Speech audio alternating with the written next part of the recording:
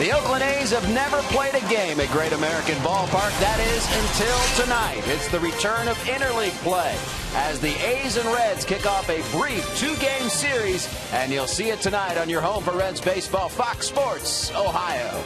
And hi again, everyone. Alongside Chris Welsh, I'm Jim Day. Thanks for joining us for Reds baseball. Well, the Reds will try to rebound after a tough weekend against the St. Louis Cardinals. They had a day off yesterday to regroup, but Chris, the competition doesn't get any easier tonight. The Oakland A's, first place in the American League West. Yeah, but they're scuffling a little bit, Jim. They're a team that has played very well against the Reds overall. You see what they've done. They're 2 games ahead of Texas right now. They do it with pitching. Their starting pitching's been outstanding. They do it in one-run ball games. They were 21-12 this year in one-run ball games. They were good again last year in one-run ball games, and they also do it late in the game. They've got 31 comeback wins, so it's a ball club that's not going to blow you out of the water, but they hang around and they figure out a way to win. They have lost 4 out of their last 5, including losing 2 out of 3 at home to the Texas Rangers this past weekend. On the mound tonight, we got a couple of guys that neither one has faced the opponent tonight, and Dan Straley and Matt Latos. Well, Dan Straley's a guy who actually played a little collegiate baseball not too far from here, down in Marshall. 17 games as a starter this year. He's 1 game over 500. He's got kind of pedestrian stuff, if you want to call it that. Not an overpowering fastball. He's got a very good slider and a nice changeup. He struggled his last few times out. Matt Latos has done anything but struggle his last couple of times out. He's pitched very good baseball. He's not really put a lot of wins on the board, mainly because the Reds haven't given him a lot of run support. But what he has done is not lose. So when Matt Latos takes the mound, a pretty good chance the Reds are going to be in the game late. This guy's a horse, and he's proved it every time he takes the ball this year. He is seeking a team-leading 11th victory tonight. On the other hand, Dan Straley, interleague play, he's been very, very good. You're right. Look at the 3-0 record, earned run average under 9. He may be thinking, hey, Billy Beane, trade me into the National League, will you? I like it over here. Well, he's never pitched at Great American Ballpark, and believe me, the ballpark in Oakland plays like Yosemite or Grand Canyon compared to Great American Ballpark. So you get a ball in the air tonight, and Dan Straley may realize what National League Baseball is all about in the Central Division, which is bye-bye baseball if you get it up. And Dan Straley will have to pitch tonight. We're playing baseball the way it was meant to be played. You know the saying, get them on, get them over, get them in. Well, get them on. Chu has the first part down. We're talking leadoff hitting when we come back.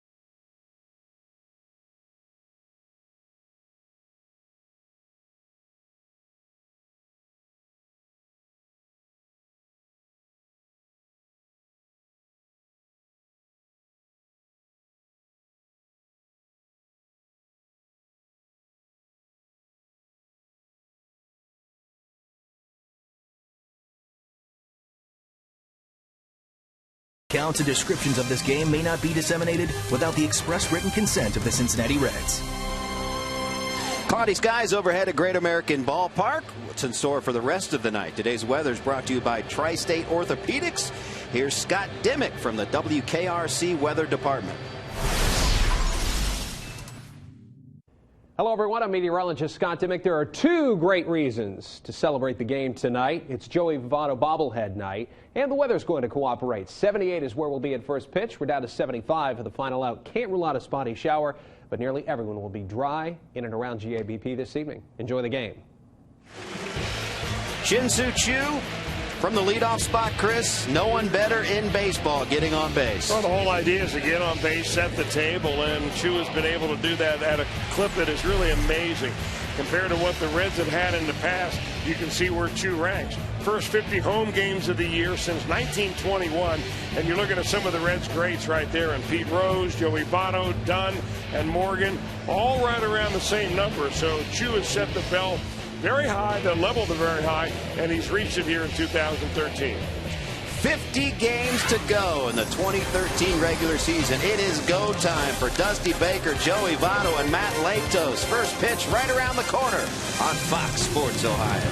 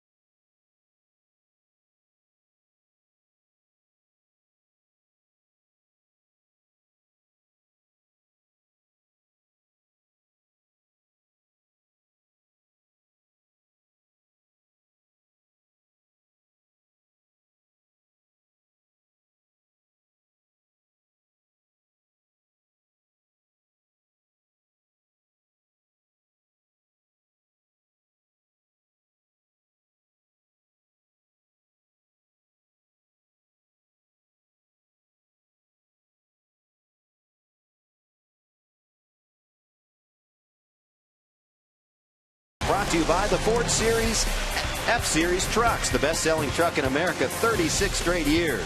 By Cincinnati USA Regional Tourism Network. Book your stay at CincinnatiUSA.com. And by Skyline Chili. Feeling good? It's Skyline time.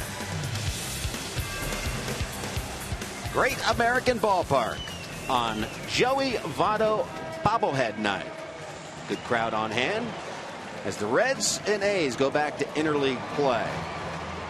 And let's check out the Oakland A's lineup tonight. Coco Crisp will lead it off. Eric Sogard riding an 11-game hitting streak in the two-hole. 3, 4, and 5, Lowry, Cespedes, Brandon Moss, Josh Donaldson at third base, Josh Reddick in right field, Stephen Vogt behind the plate, hanging the signs for Dan Straley. On the hill, the big righty, Matt Latos, facing the Oakland A's for the first time. Well, start number 23 of the year for Matt Latos. It is start number 128 in his career. Right now, he's 51 up and 36 down in his career. And it's really taken a turnaround from a one-loss record since he came over and became a Cincinnati Red. No year better than this year, though, for Latos as far as that winning percentage. And he really ought to have about 16 or 17 wins right now. If you start thinking about the games that got away with relief blown saves, with times where he's pitched really well deep into a ball game, but not a whole lot of run support. But it really doesn't bother Matt Latos. He's a guy that wants to be the ace of the staff, carry this ball club. And after the kind of weekend the Reds had against the Cardinals, they really need him to step up here tonight. All right, let's check out the Reds defensively around the outfield. It'll be Robinson, Chu, and Bruce. Jack Hanahan getting the start at third base for the slumping Todd Frazier. Cozart is George Phillips at second, Votto at first. Behind the plate, Devin Mesoraco on the hill.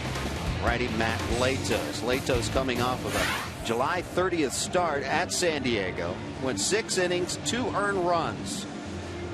So a quality start for Latos, but the Reds lost that game 4-2.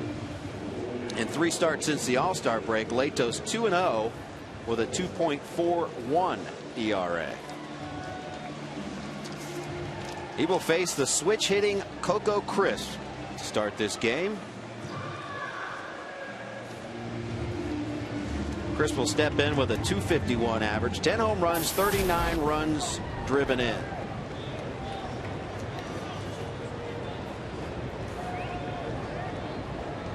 A resident of Rancho Mirage, California. Crisp has been around the block, played for 4 different teams in 11 major league seasons.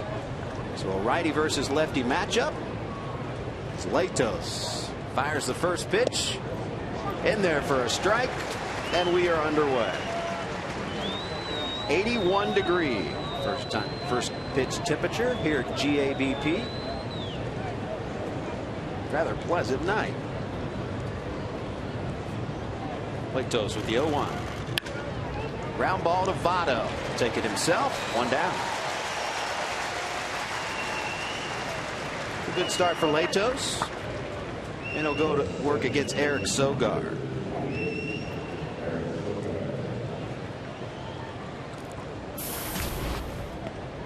.273 hitter, 2 home runs, 20 runs driven in. He's riding a career high 11-game hitting streak. Over that time, .366 average.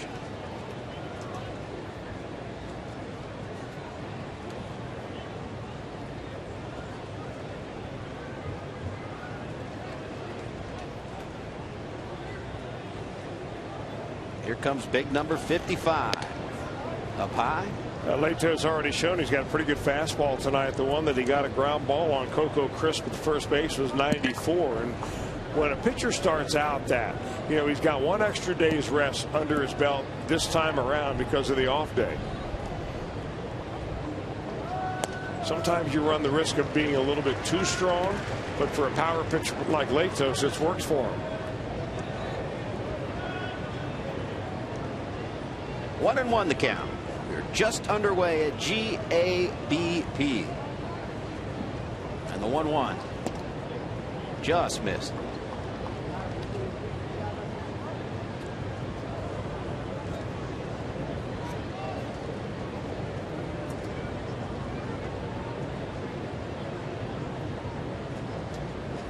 Two-one pitch.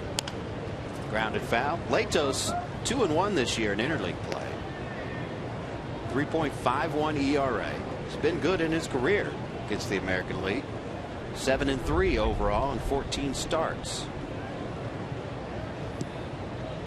Interleague play has not always been kind to Cincinnati. Reds are 6-9 so far this year in interleague play.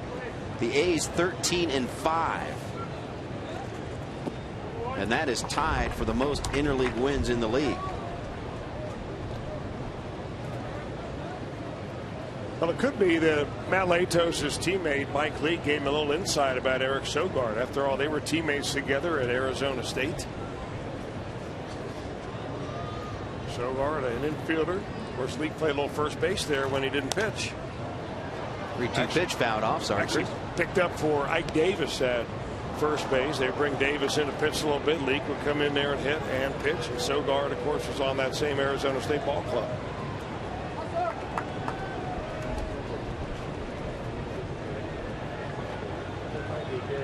So we'll do the 3-2 again.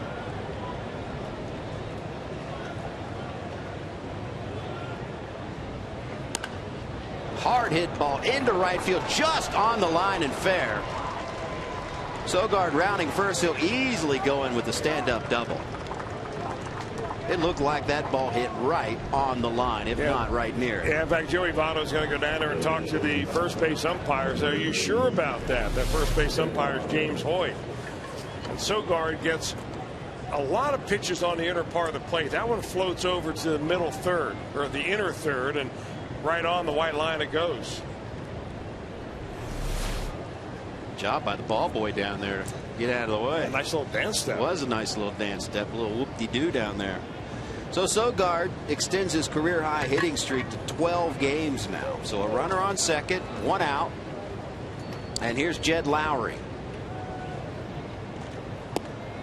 Latos will face 3 straight left-handed hitters. Chris, the switch hitter, hitting from the left-hand side, but 3 lefties to start this game. Lowry 289, 8 home runs, 44 runs driven in. He has good numbers in his career against Latos. Even though Latos has never faced the A's, he has faced Lowry. Lowry 4 for 5 in his career off of Latos. 2 home runs and 5 runs driven in. So he's probably chomping at the bit not only to face Matt Latos, but to face him in this ballpark, as the A's have never played here until tonight. Last time the A's were in town, 2002. And that was a series to forget. Swept the Reds in 3 games. The 0-2 pitch inside.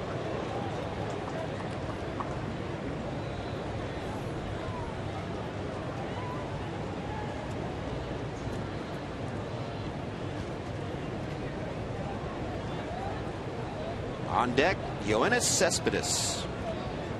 One of the promising young players in the game, albeit he has had his struggles this year. The 1-2. Grounded foul.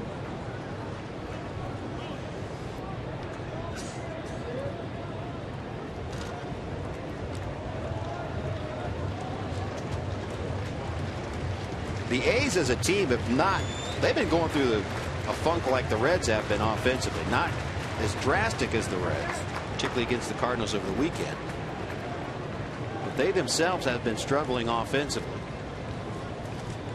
Bob Melvin trying to get his team going. Another hard hit ball. This one just foul. Yeah, Joey Votto now moved over a little bit. You know, the A's are going to run a lot of left-handers out there. We saw that in Oakland when they really loaded him up against Bronson Arroyo. Well, they're going to do the same thing against Matt Latos. And with Sogard ripping that ball down the first base line, now Votto moved another step closer to the line because it's evident that Latos is pitching these left-handers inside. Lowry's a switch hitter, but when he's up there left-handed, obviously he's going to pull that inside slider. 1 ball, 2 strikes, 1 out. Man on second. Inside, even up 2-2. Yeah, Mesoraco wanted that ball up. And Latos missed in a good spot. He missed off the plate. But it could be that extra days of rest just gives you a little bit less feel for the baseball. Sometimes it takes an inning or 2 and you have an extra day. I mean, pitchers are kind of like racehorses. You got to get them ready for race day. 2-2 pitch. Fouled off. And when you upset the workout schedule and the timing, it kind of just messes with you a little bit. These guys have been pretty much in a 5-man rotation nearly all year long. Nice to have a day off, but sometimes you've got to figure out a way to make it work into your schedule. See where they're trying to get him is down and in. Lowry, they don't want him to get his arms extended and be able to rip the ball into the gap. 16 home runs last year. That's when he was with the Houston Astros.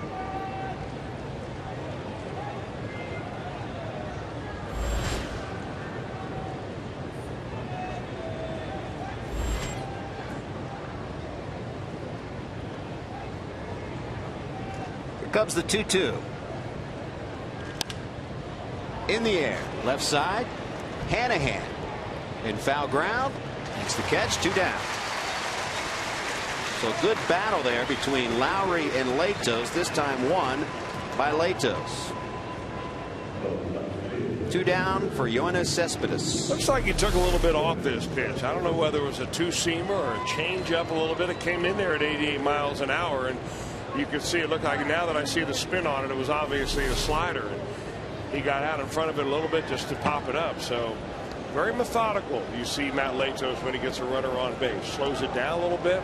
Realizes that the way his offense has been the last few days, you don't want to give up a run here and spot the A's an early lead.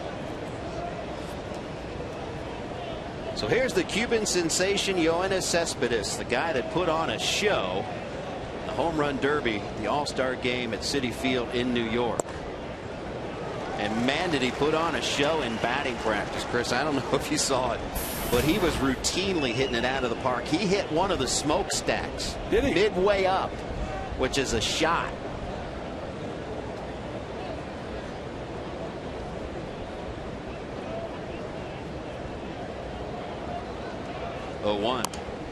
Grounded foul. Last 7 games, Cespedes .333 average, couple of doubles, couple of home runs, 9 runs driven in. So of late he's heated up. Yeah, that's what you want to know really when you're scouting a team. You want to know who's hitting well, who's seeing the ball well, who's having the hits fall in, because sometimes they come in streaks. But Cespedes, if you watch him at all, you realize he's a free swinger up there. And he'll hit a mistake about 9 miles, but if you make your pitch, you're going to have pretty good success with him. And I would say that pitch is going to be a slider down and away. 0-2 outside. And Cespedes could be in what they call a sophomore slump, even though he was a 26-year-old rookie from Cuba last year, but he hit .292 last year. 23 home runs and 82 runs driven in 129 games, and hitting just .230 so far this year, although he does have 17 home runs and 52 runs driven in. Yeah, he's still over 100 at bats short of what he had last year with the A's, and yet that home run total is just about what a little above the pace of last year. So his batting average has gone down, his power has gone up. What that tells me is the guy is swinging more. They're beginning to pitch him a little bit differently, but he's still making contact with mistakes. 2 balls, 2 strikes, 2 outs, man on second. The 2-2 pitch blocked by Mesoraco, and we're full.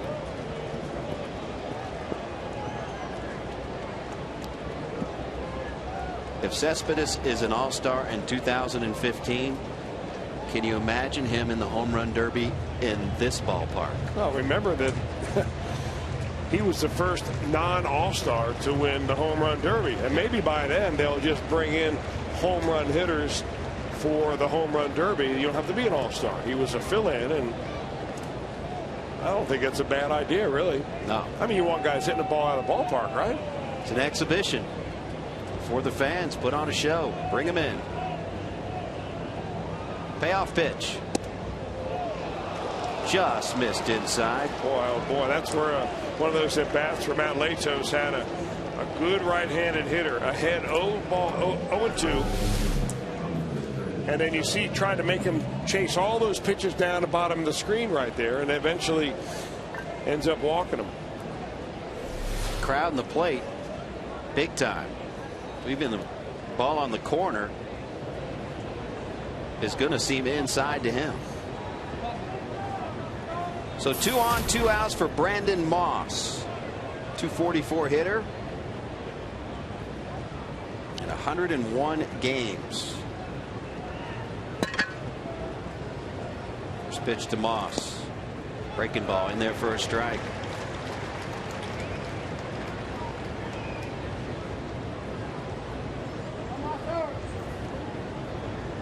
We'll see if Latos can work out of trouble.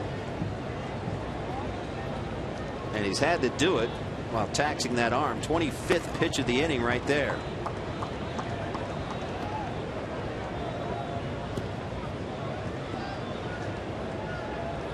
Moss is another guy that's heated up for the A's over the last 12 games.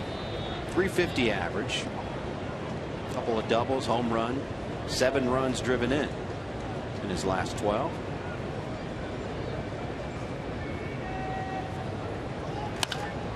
Ground ball to second. Latos will get out of it. A's leave 2. And the Reds are coming up.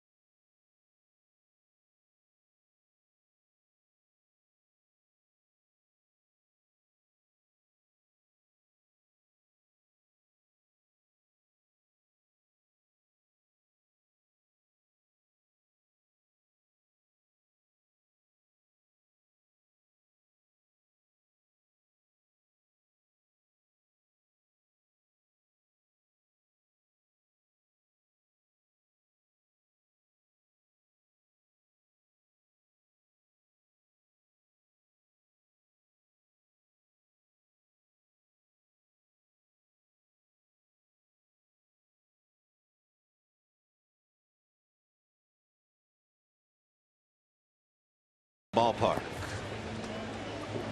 The Reds hope to rebound offensively, and here's how Dusty Baker will line them up tonight. Chu will lead off. Derek Robinson getting the start in left field.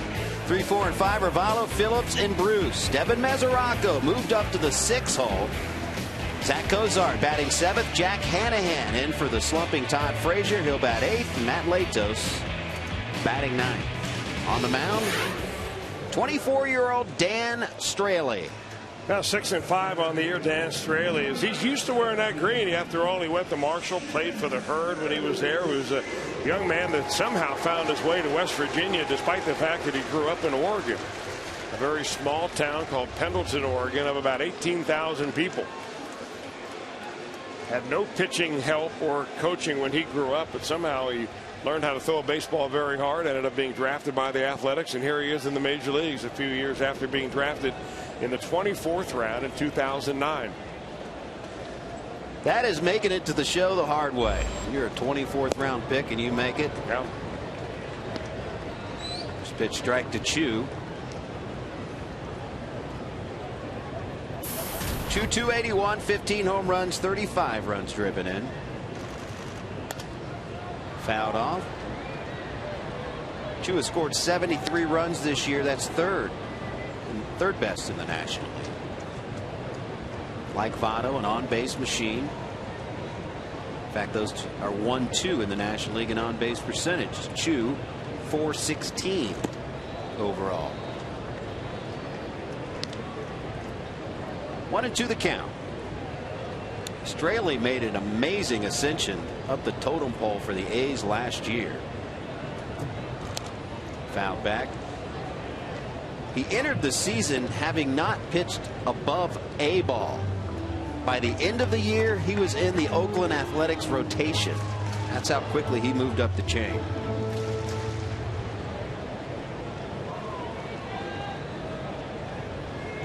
One-two pitch. Softly hit. Not in time. The ball is hit so softly that Lowry just didn't have a chance to get Chu.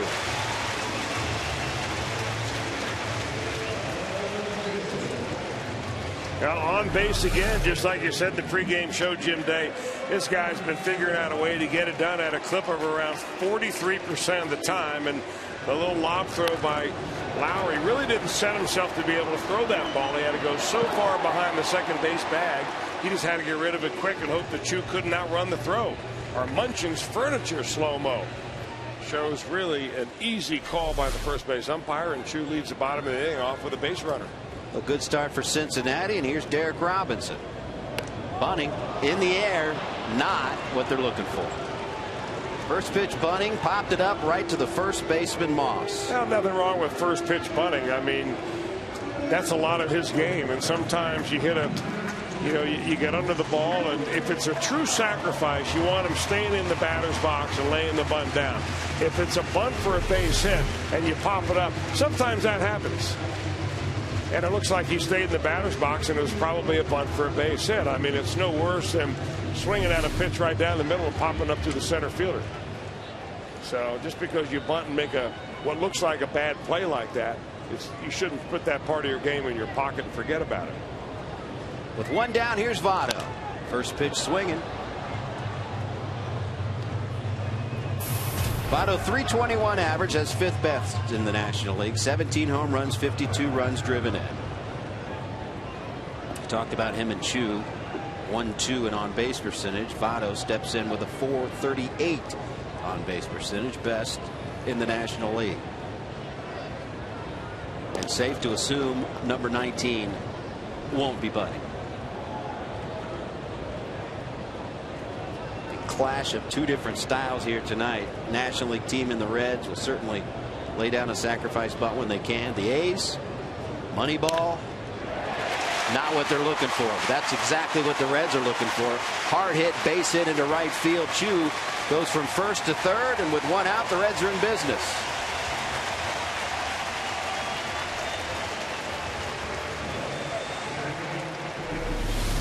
You know, we've seen this happen more and more recently with Joey Votto pulling the pitches. You know, what I've seen is the opposition throwing Joey Votto more and more inside fastballs. And he's always a guy that likes to use the left field. Well, if you're going to get pounded inside with a fastball, at some point you've got to turn on it. And when you've got a runner at first base, it opens up the right side, makes your odds a lot better, advantage to Votto, and he takes that advantage and runs from first to third. And it sets up Brandon Phillips. 83 RBIs to lead the Reds. He's 3rd best in the National League, and he's got a couple sitting out there, including one on third base. You're right about opposing styles as far as that sacrifice bunt goes. The Reds this year lead all of Major League Baseball with 54 sacrifices. The Oakland A's are second last with only 13. I think Bronson Arroyo has about 13 himself. So, I mean, that's essentially one of the rules of Moneyball. And of course, Billy Beane, the main character that Moneyball is written about, is the general manager and president of the Oakland A's. And they disdain the bunt because they feel that it keeps innings from being big innings. You may get one run, but maybe that inning you should have scored 3 or 4. Reds have a chance here. 1-1 pitch. Fouled back. Well, this is where we've seen Brandon Phillips get better and better. 2 strikes, spreads his feet, closes his stance down a little bit. The free swings are now done in this at bat, and Brandon Phillips is going to try to poke that ball more up the middle and then to the right side. He's got a lot of green space between first and second. .453 hitter with less than 2 outs and a man in scoring position. That one almost got him. You know, Straley's one of those rare right-handed pitchers who will throw a changeup to a right-handed hitter. Normally what happens, a right-handed pitcher throws fastballs and breaking balls. Curveballs or sliders to those right-handed hitters because they move away from the right-handed hitter.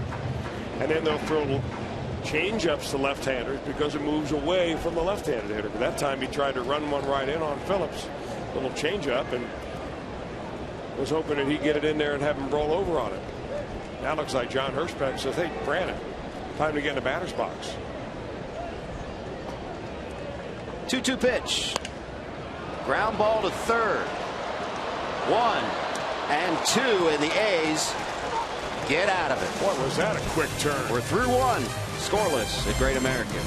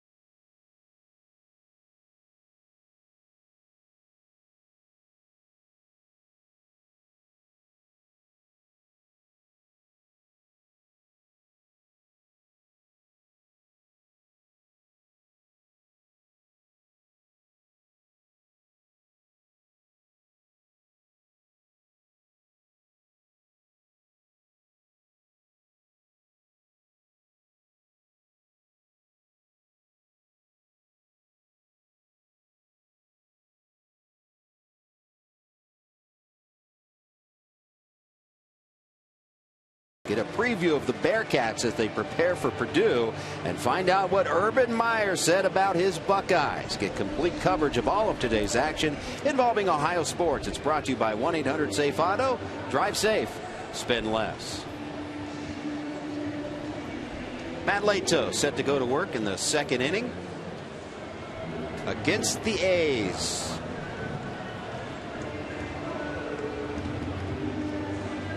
Latos worked out of trouble in inning number 1. Give up a double to Sogard. Walk Cespedes. Was able to get Brandon Moss to ground out to end the first inning. He'll go to work against Josh Donaldson. Donaldson will hit from the right-hand side. .294 average and 61 runs driven in.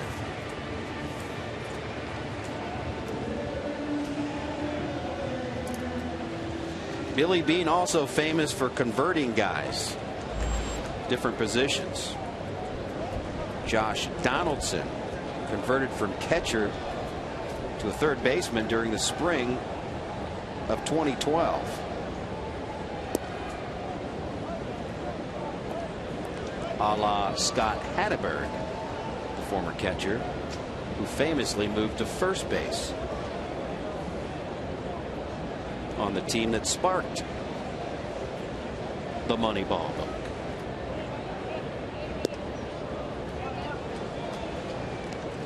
Latos behind 2-0.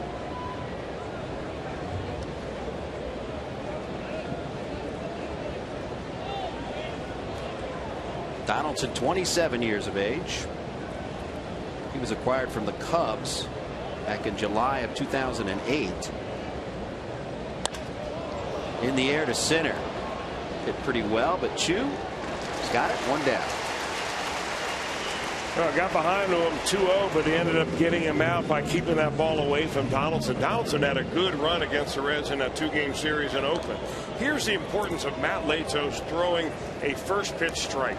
When he gets that first pitch strike in there, that batting average is down under 200. After that, if he doesn't, the batting averages rises a lot closer to 300. So, you know, it just goes to show you some pitchers are better pitching behind in the count than others. Latos is lights out when he gets that first strike in there. Well, with that strike right there, he's now 5 of 7 on first pitch strikes so far in this game. So far, so good. There you look at Josh Reddick's numbers. This is a guy that's in a season-long slump. If you compare what he did last year to what he's done this year, he has been hampered dealing with a wrist injury for most of the season.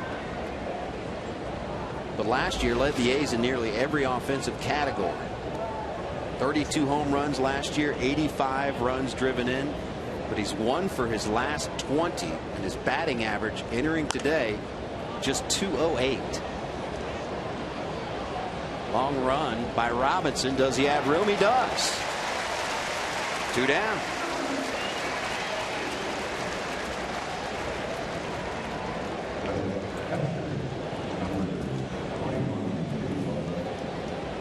And with 2 outs, it's the catcher Stephen Vogt.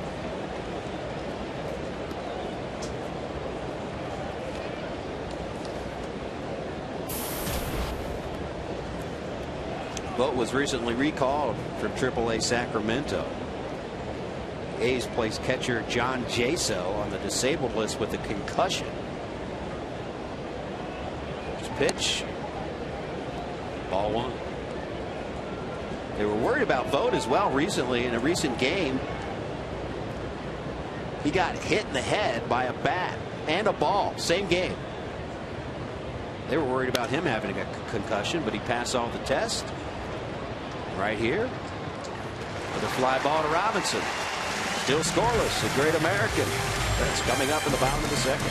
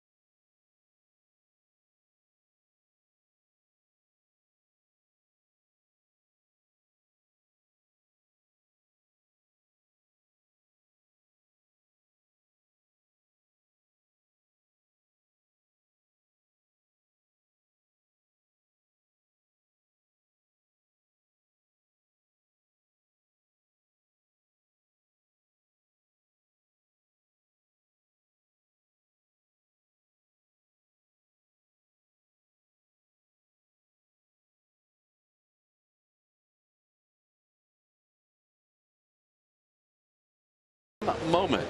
And we look forward to that. Hey, Reds fans, if a Reds player hits a home run and hits that Toyota sign during tonight's game, Darren McCullough from Cincinnati will win this beautiful new Tundra. It's on display right now at Great American Ballpark. You can register for your chance to win at an upcoming game by visiting your Cincinnati and Northern Kentucky Toyota dealers.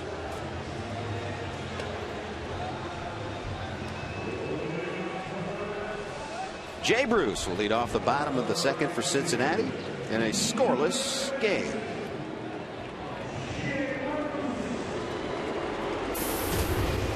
.274 hitter, 22 home runs. That's 5th best in the National. And his 74 RBI is also 5th best in the NL. He's been a doubles machine this year as well. 31 doubles. 3rd in the league. Foul back. Well, the Oakland A's really put the shift on, and they leave Jay Bruce a whole bunch of territory over there on the left side of the infield. I mean, you see right here it's wide open. You see where the configuration is on the right. Now, we've seen Jay Bruce really hit the ball more and more to left center field.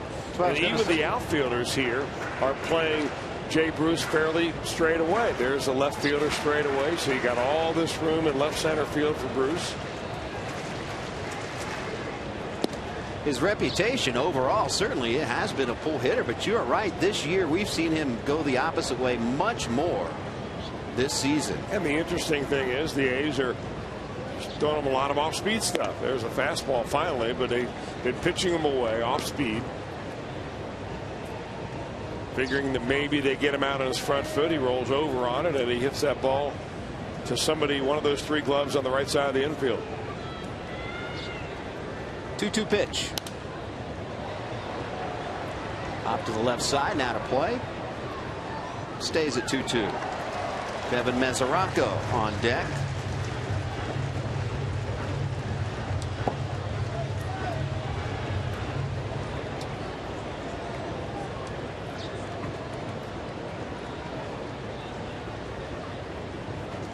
Here comes the 2-2 again. In the air to left center. Hit well. And gone. Jay Bruce. Home run number 23. And the Reds lead 1-0.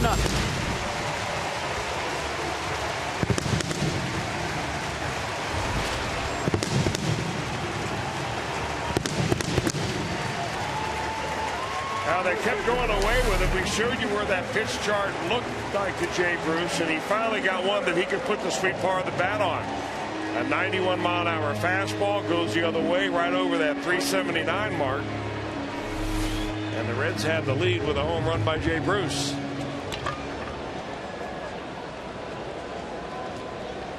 And with the crowd buzzing, here's Devin Mesoraco. First pitch sky high. Second baseman Sogard's got it, 1 down. Well, he stayed back and hit that late. That's a key for Jay Bruce. Gets his foot down and it's not very much stride at all, but he hits it very late. That ball almost right over the plate. In fact, the back part of the plate when he makes contact. That's why he's able to drive that pitch the opposite way so well. That Exmo shot is awesome.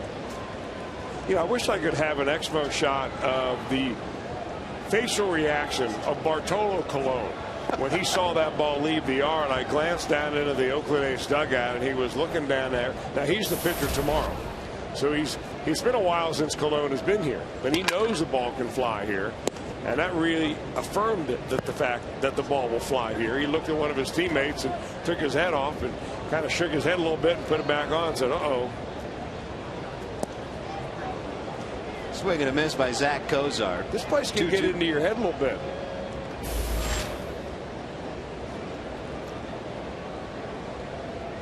Swing and a miss, and Kozar's down on strikes.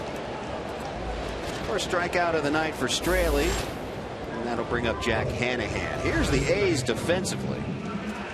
Around the outfield, Cespedes, Crisp, and Reddick.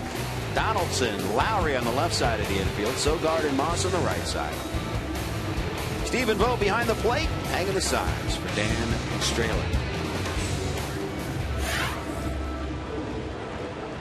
And now with 2 outs, it's Jack Hanahan. Getting the start today for Todd Frazier. If you've been following the Reds closely, you know that Frazier's been mired in a horrible slump. 0 for his last 28. And Hanahan, in the only victory against the Cardinals over the weekend on Saturday, in my estimation, had the biggest hit of the game. Yeah. With 2 outs in the first inning. And if he doesn't get that base hit, 2 RBI hit, then maybe the Reds are saying, oh, here we go again. We're leaving runners on base. But it really set the stage for that game. Now, granted, the Reds did not play good baseball over the weekend. But on Saturday, it was a good game. Well, you know, if you look at it back in spring training, it was a competition between Hanahan making the ball club. You know, it was pretty much given that Todd Frazier is going to be your starting third baseman. And it's not like Jack Hanahan's been tearing the cover off the ball all year long. I mean, after all, he's batting .216. But, you know, it's an ebb and flow. Guys get hot, they get cold, they get hot, they get cold. And sometimes you just have to get to the point where you got to give a guy a few days off. Other way into left field for a base hit. Very much like that big hit that he had against the Cardinals. That pitch was in the left field. That one went over just beyond the glove of the shortstop. But here he takes the ball going the other way again.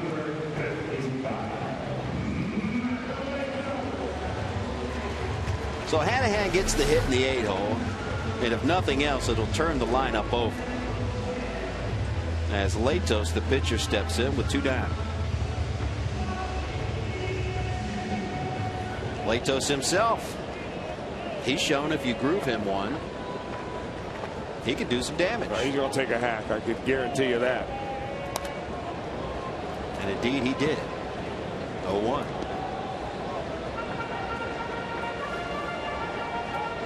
Latos 6 hits on the season, 6 for 48, 125 average. He has driven in 4.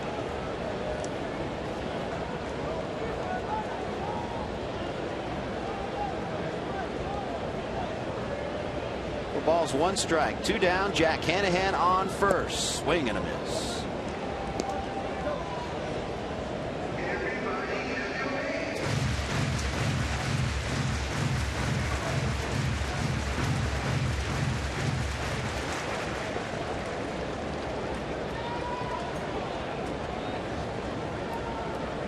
And the 0-2 pitch outside.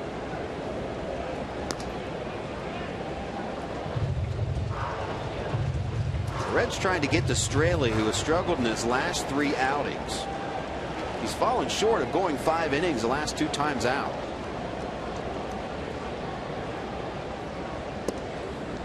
Inside, even up 2-2. He actually made a move to kind of get his left elbow hit by the pitch right there. You got to love that out of your starting pitcher. Instead of backing away from that inside breaking ball, they like moved in. So I'll take one hit. Take one for the team right here. Lean into it, Rudy. Fouled back. Here's what I'm talking about right here. Watch Matt Latos just kind of lean in there. He did. I think Walter Matthau was screaming from the dugout. Lean into it. Lean into it.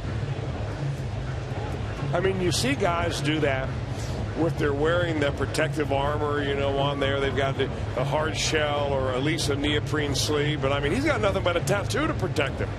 Yes, a few of them. And maybe it's a powerful tattoo. It might be. By the way, that Walter Matthau reference was from the original Bad News Bears, for you kids trying to figure it out right now. Strike 3 looking, but the Reds do some damage. Jay Bruce, solo home run, and the Reds with a 1-0 lead.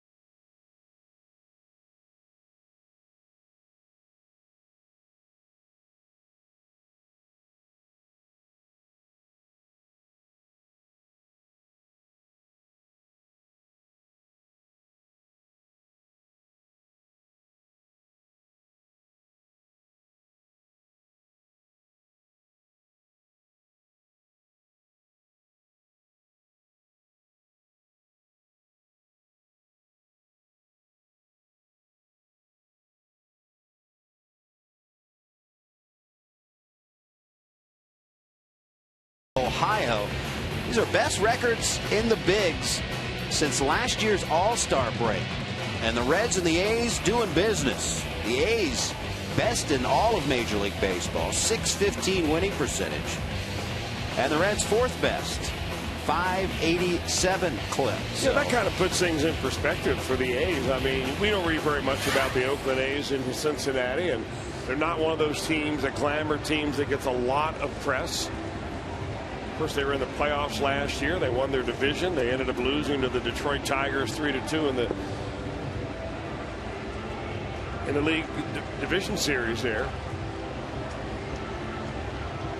They always have a bunch of characters. You ever notice they always got guys with long hair, weird beards. They're free-spirited guys. They're always a free-spirited team. You kind of think of Johnny Gomes, right? Johnny Gomes. Yeah. When Nick Swisher played for the A's, he had the long hair going on. Josh Reddick last year had the big long beard, long hair. Always got some characters. Oh, you stepped right out of a ZZ Top video. Even back in the day. For those of you kids back there, that was a rock band back in the early days. That is our second for you kids watching reference to explain what us old folk are talking about. There seems to be a bigger generation gap nowadays. Just trying to help out.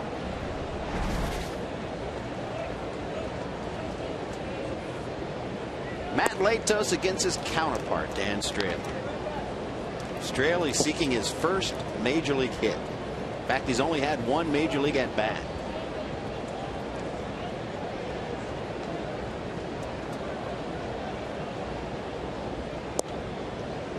There for a strike. We're even up 2-2.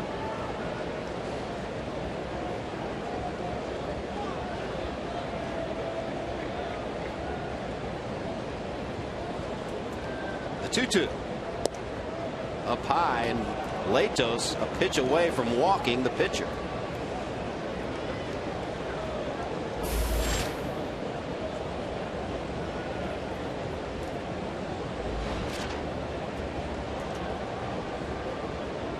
Three-two. Strike three look. All right, let's go to Los Angeles now for a Fox Sports 1 game break.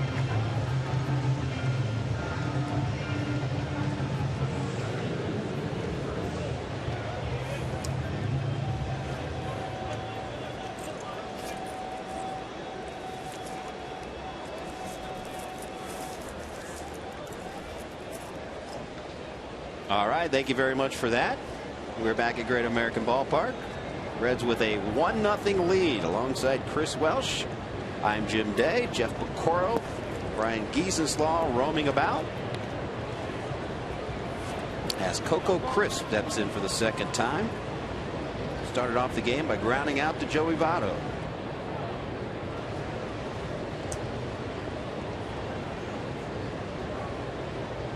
One-0 pitch. Hit hard. Foul.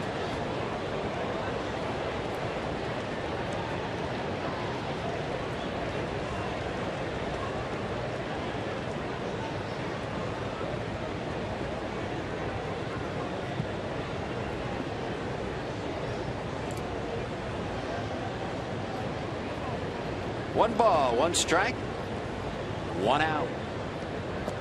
Inside.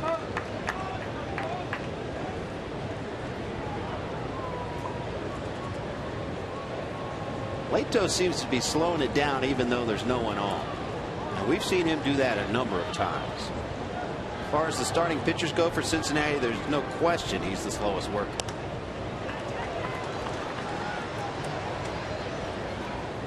Were you slow or fast? Well, it depends who was at the plate. Some guys I just didn't want to pitch to. I was hoping that they would go away. Interesting kind of setup that Coco Crisp has. Watch as he puts his chin right on his right shoulder. Guys have different approaches to keep themselves locked in, and that's obviously the key for Coco Crisp. Fair ball. Wow. Down the right field line. Another close call. Crisp has speed. He's on his way to third base, and he'll be in there with a stand-up triple. Well, that was as close as it could get right down there, that first base line. Matt Latos can't believe it. No argument from Joey Votto, probably because he didn't get a good look at it. And no argument from Mesoraco. He's the guy that probably has the best look. We'll get another look. And it's where it goes over the bag, or if it goes over the bag, not where it lands on the line after it goes over the first base bag. If it goes over that bag at all, and it looked like it certainly did, that's a good call by the first base umpire. And the A's have reached a triple here with one out. James Hoy down there at first base was all over it. And that last replay, it did look like it went over, caught at least a portion of that bag. Now they bring the infield in, trying to cut the run off at the plate. Latos has been prone to give up the triple. That's the 7th triple he's given up this year, tied for most in the National League. That's weird. That's just a downright weird stat. Well, Joe Luckham just handed it to me, and he's been known to give me weird stats. That would explain it. I mean, from Latos' standpoint, you have control over whether it's a. And I wonder how many of those have been right down the first base line. Well, particularly pitching all his home games in this park. It's a hard park to get a triple in. There's a chopper. Runner's going to stay at third as Hanahan makes the play on Sogard. One down. You know what Two Coco down. Crisp is thinking? He's thinking, man, I picked the wrong one not to go on contact. A high hopper like that where the third baseman has to wait for it and then leap to get it. I mean, Crisp has the speed that if he broke with the crack of the bat, he'd put a run on the board. So Latos now has a chance of getting out of this inning and holding that lead.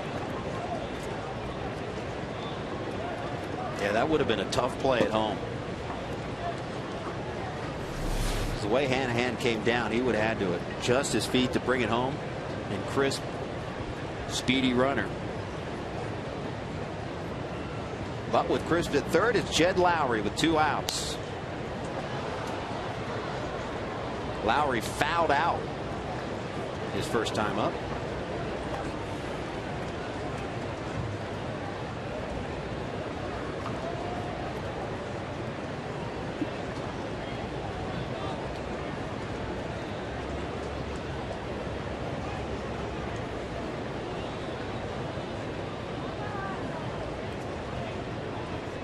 The 0-1 inside.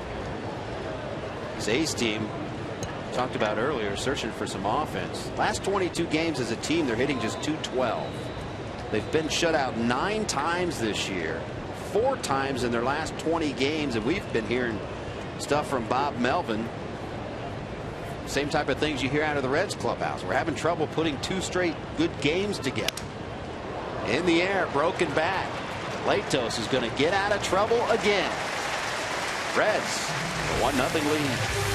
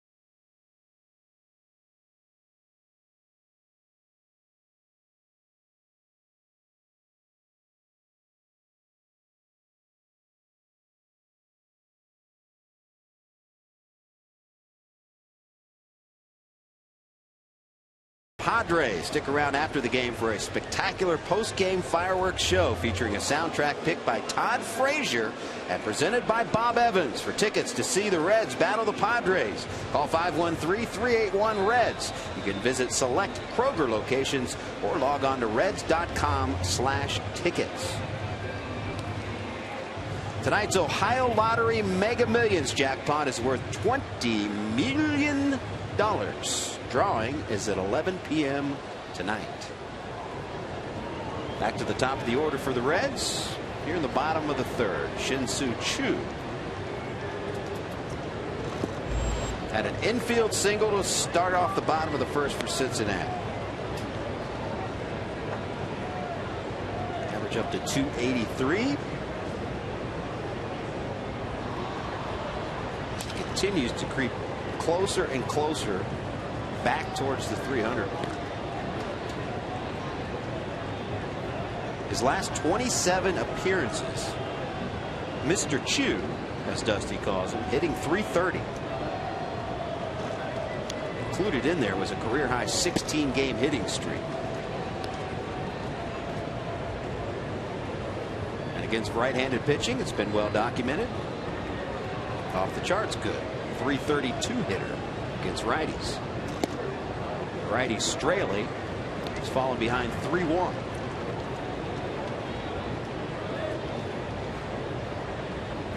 Straley, they sent him to AAA Sacramento over the All-Star break because they wanted to keep him in his normal pitching sequence as he walks Choo to lead off the third for Cincinnati. But since coming back, he's 0 for 3 with a 5.06 ERA. And as we said earlier, the last 2 times out, he has not pitched past the 5th inning or pitched into the 5th inning. Well, you even take it a little further than that, and Straley struggled to the point about giving the A's what you really want out of a starter, which is getting deep into the ball game. He's pitched into the 7th inning only 3 times in the last 10 starts. So he's a guy that when they get out there, you're wondering when you're going to have to warm the bullpen up. Stephen Vogt has made a number of trips to the mound trying to figure out what he's doing, and it's a matter of saying, hey, how about throwing the ball over the plate right here? With your stuff, you can't pitch behind in the count.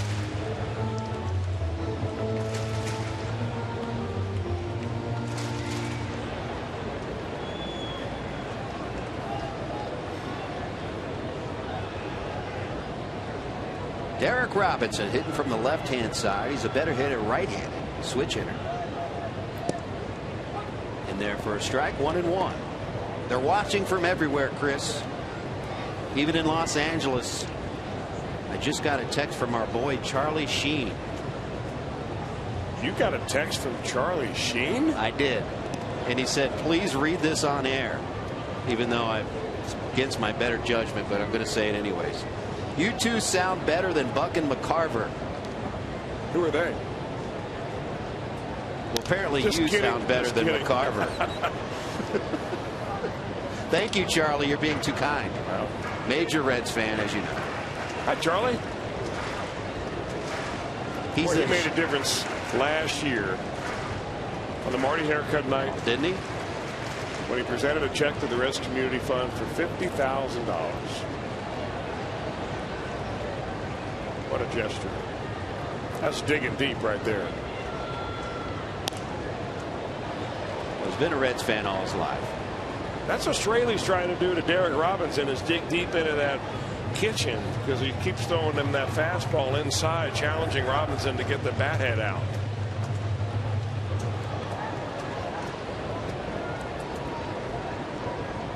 Shin-Soo Choo takes his lead from first. 1 ball, 2 strikes. Pretty good lead. Robinson's swing fouled off.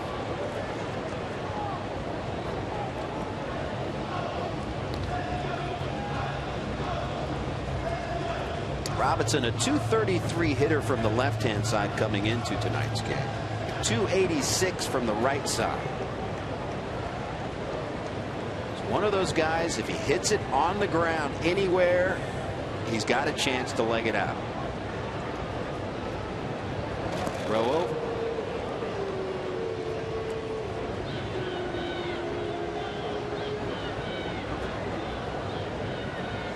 Chu leads the Reds in steals. Just 12, though. This Reds team doesn't run much. He has been thrown out 8 times. Outside, even up 2-2.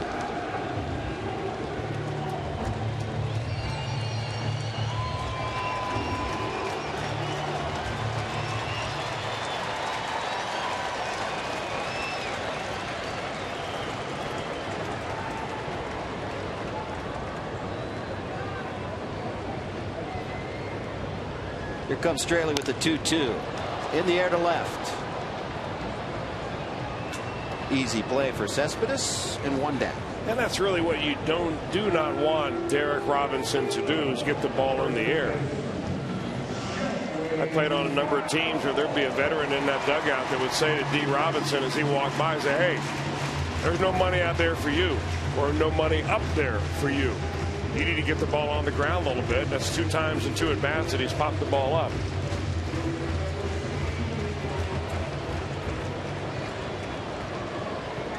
And here's Votto.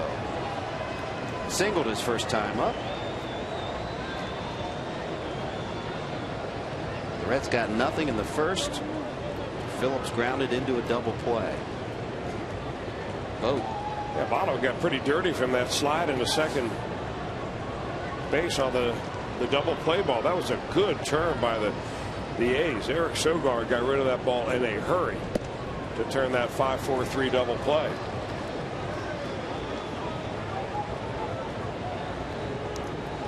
By the way, you mentioned how Charlie Sheen donated 50,000 large last year. He donated another 50,000 after that this year. I did not know that. To trying to get that urban youth center built. So wow. I know. Well, they had to have a pitching mound or a batting cage named after him in that place. You know what? They should. And I've proposed this idea that we need to bring him in as the wild thing and have him pitch to some of the youngsters at the academy. I like that How about idea. that? We have to get on that. 2-0. Swing and a miss. Big cut by Votto.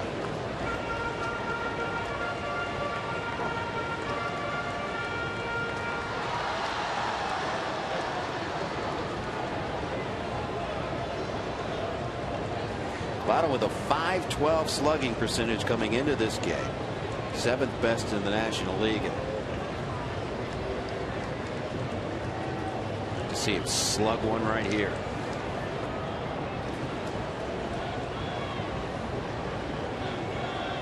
Two balls, 1 strike, 1 out. Chu on first. Outside corner. I don't think Votto liked that. 2 pretty good pitches right there. He went 2-0 to Joey Votto. Challenged him with a fastball, threw it 92 and threw it right by Joey Votto. Then he feathers a little slider on the outside corner. That's why I didn't like it. The perceived outside corner. The 2-2. Hit hard into right field. This will be extra bases all the way to the wall. Chu will be held up at third, and Votto made a big turn at first. And I tell you what, Reddick made a great play out there in right field. That ball was hit so hard and so hard off the wall right to Reddick that he held Votto to a single. But Reddick is one of the better right fielders you're going to see. In fact, we're treated in this series the 2 of the best right fielders in baseball. Defensively, he's got a good arm. He pursues this nicely. And he gets out to that warning track pronto. They're going to hold the runner at third the whole way. Chu gets to third easily. Votto has to stay at first. So now the same situation for Brandon Phillips that presented itself in the first inning.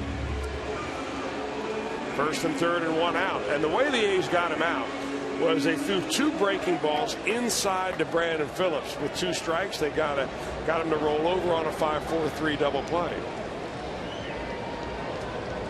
Big situation right here.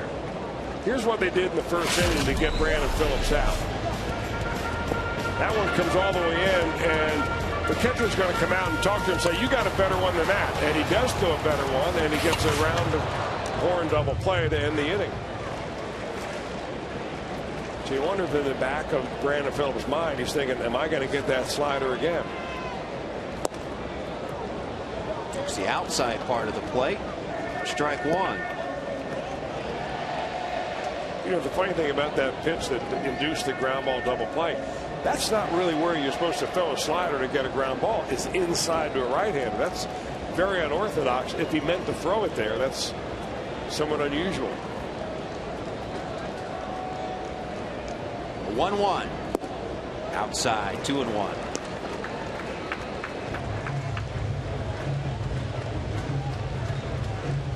Well, rarely do you have a game in consecutive at-bats where the same situation presents itself. And you're the big RBI guy, and you grounded it into an inning double play. Now you get a chance for redemption.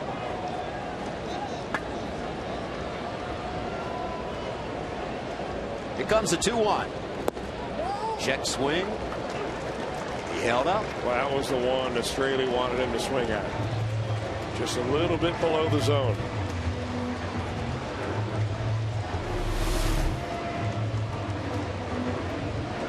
That's a good pitch right there.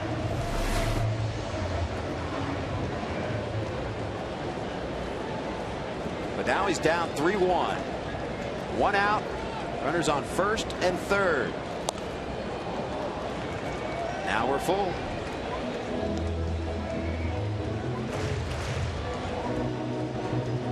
Well, that's the beauty of having control of your off-speed pitches like Straley does. I mean, he gets into a fastball count. Brandon Phillips is betting the farm that here comes the fastball, and he pulls the string on it. So if he'll throw it on a 3-1 count, you got to figure he will throw it again on a 3-2 count.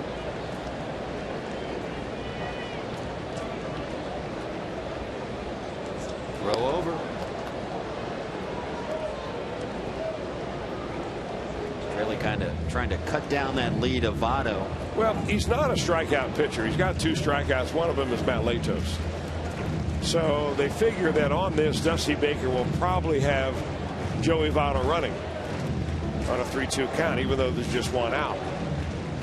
Figuring that Brandon Phillips is going to make contact.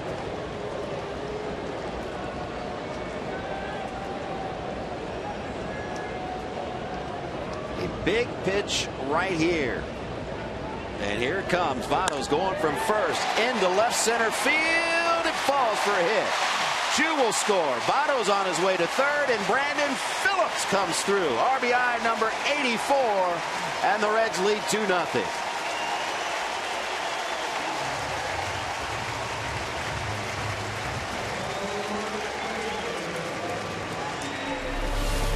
He battled the entire at bat. He finally got a pitch coming inside. It looked like a fastball that Straley tried to jam him with, and he got unjammed right there with a little base hit in the left center field.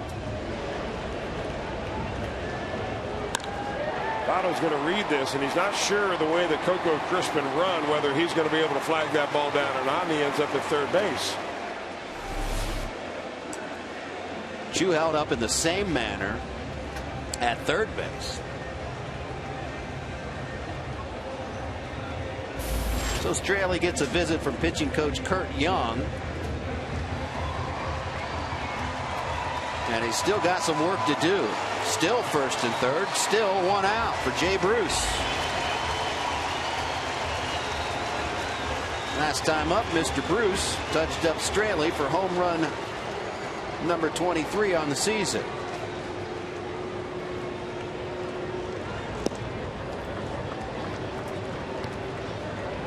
Well, you're getting texts from Los Angeles. I just got a text from Nizhny Tagil, Russia, where we have a huge Reds fan watching us with a couple of Russian friends, and he's teaching them all about Reds baseball. That would be Brian Abrams. And it's 6:15 a.m. He got his buddies out of bed and said, come on, we're going to watch some Reds baseball. Well, what better place to teach them about Reds baseball than Russia? Are you referring to Reds? Yeah, Reds baseball. I listened to the history class a couple times. Boy, the beauty of MLB TV. You just trumped my Los Angeles text. Russia! Russia! Wow.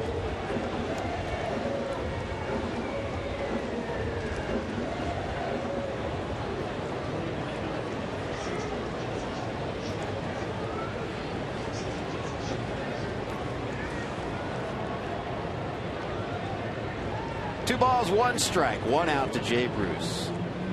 First and third. Swing and a miss. Big cut. 2-2. Action in the A's pen already, as Straley is in danger of his 3rd straight game not getting to the 5th inning. Jesse Chavez warms up, the righty.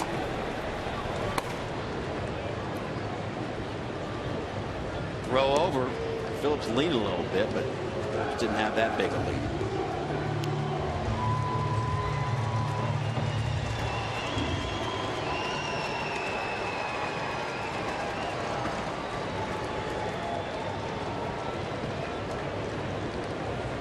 Two pitch. Fooled him. 2 outs. 3rd strikeout of the game for Straley. Well, he's pitched out of trouble each and every inning, and he gets a little breaking ball, it looks like, and he gets Jay Bruce just to kind of roll over on it, fooled completely.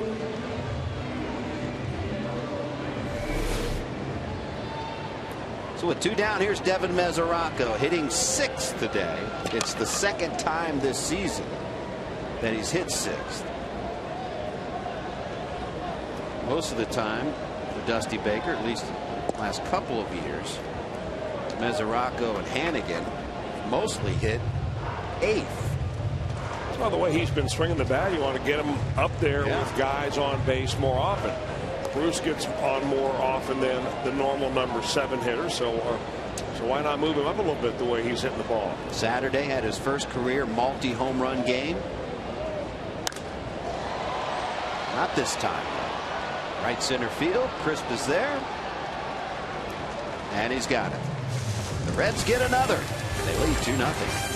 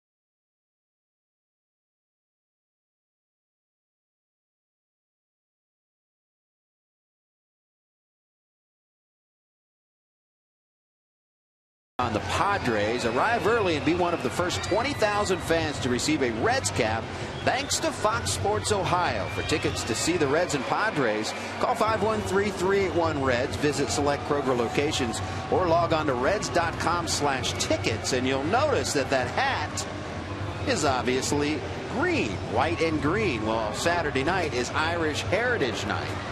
So the Reds are, with Fox Sports Ohio, going green as far as the giveaway goes. And I understand those hats were made from recyclable materials, so going green in that fashion as well. Recycled shillelaghs is what I've been told.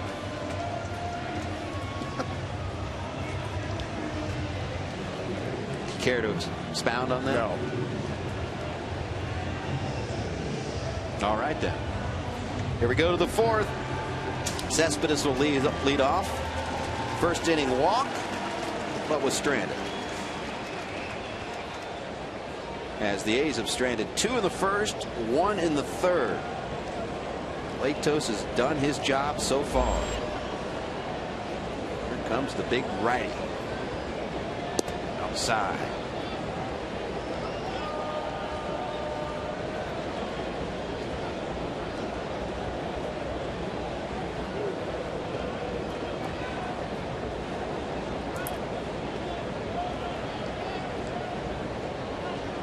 One-0 pitch.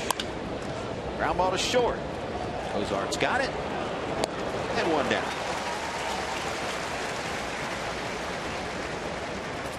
All right, let's go to Los Angeles once again for a Fox Sports 1 game break.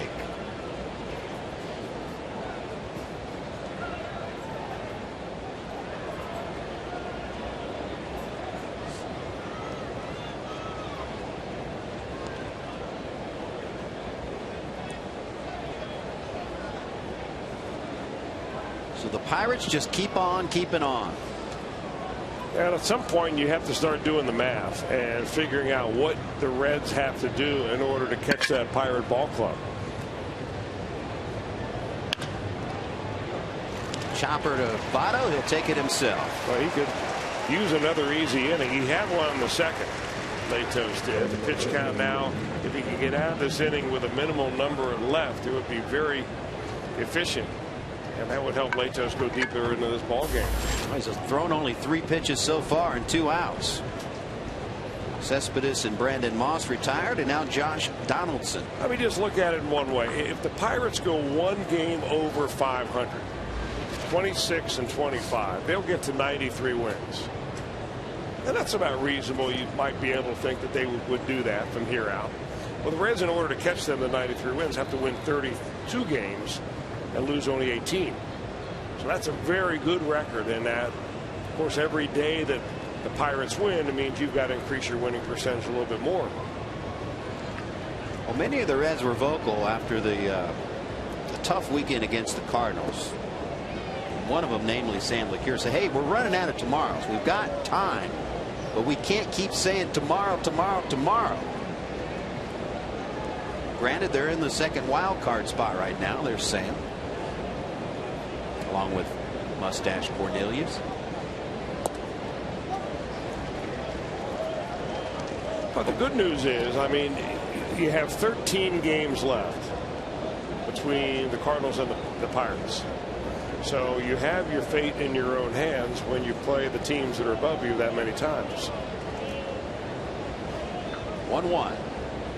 Swing and a miss.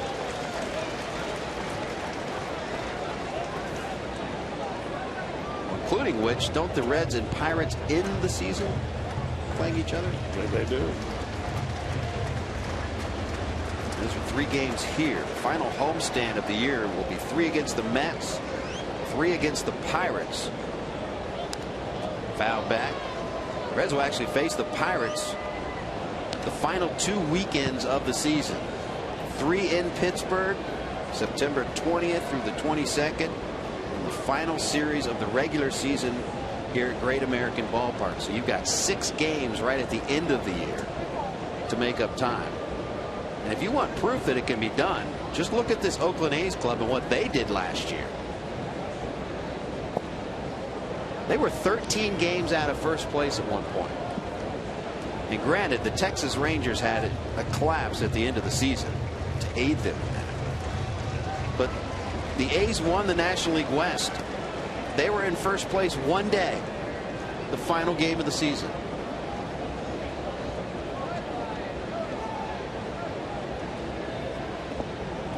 In fact, Texas had a 5-game lead with 9 games to play.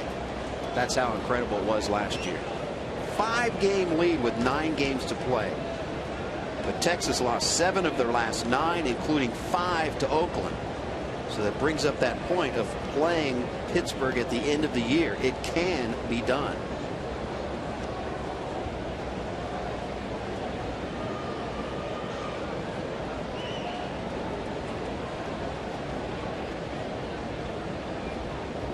Three-two pitch. He walked it. Second walk of the game for Latos. And the 2-out batter will be Josh Reddick.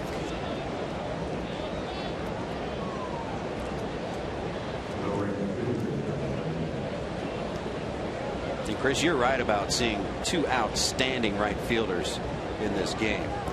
We all know what Jay Bruce can do, but Josh Reddick has already proven what he can do in right field, but he last year won his first Gold Glove as an outfielder.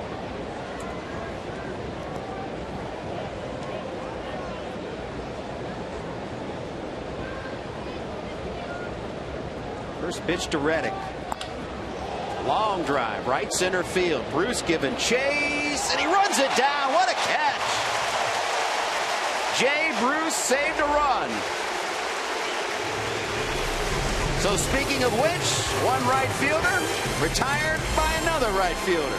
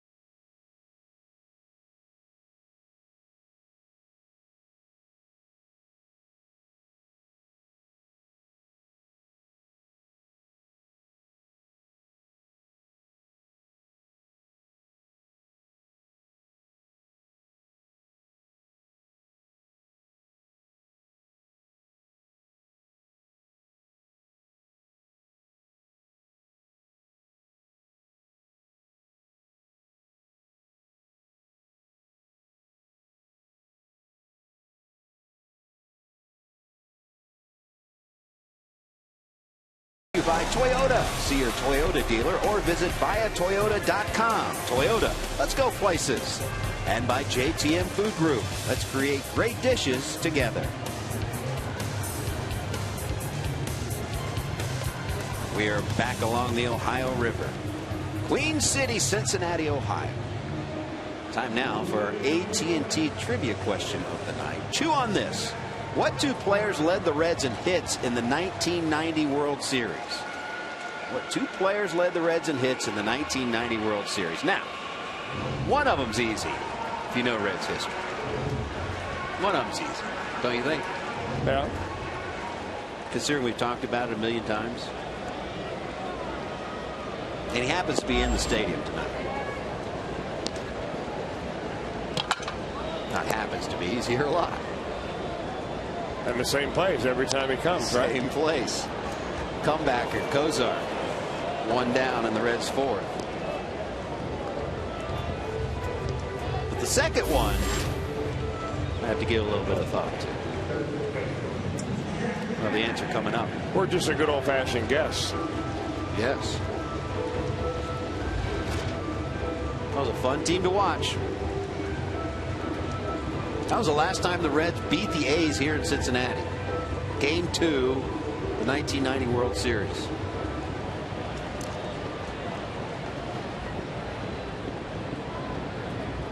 Jack Hanahan singled in the second. Back in there to do more damage, at least he hopes. 70th pitch from Dan Straley, a swing and a miss.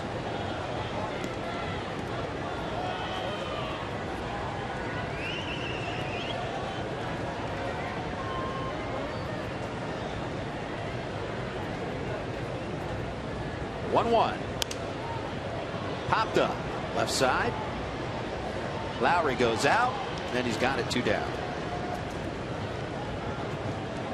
Get ready, fans, for Fox Sports 1. It's America's new 24-hour sports network. Fox Sports 1 will be your home for great live sports, all the news and highlights you want, and shows and specials that only Fox could bring you. America's new sports network is Fox Sports 1. It's coming August 17th. With 2 outs, pitcher Matt Latos. First pitch hacking in the air. Long run, but out of play. You know, you talk about the different styles of these two ball clubs, and Moneyball is one thing about no bunts. Rarely do you see a solo base of the Oakland A's, and you see more of that, obviously more bunts, especially with the Reds. But the other thing where they really are very much polar opposites is how often they swing at the first pitch. The Reds are nearly the swingingest team in all of baseball. Only the Atlanta Braves swinging more first pitches than the Braves. And tonight the A's have been very, very prudent about going after any of the first offerings of Matt Latos. I think they've only swung up 2 all night long. So they're up there making Latos throw the ball over the plate. And I'm not saying one theory is good over another. I mean, if you do swing at Matt Latos' first pitch and put it in play, I mean, the batting average against this year is over 400. Hit well, center field, but Crisp is right there. Just 1, 2, 3 inning for Dan Straley.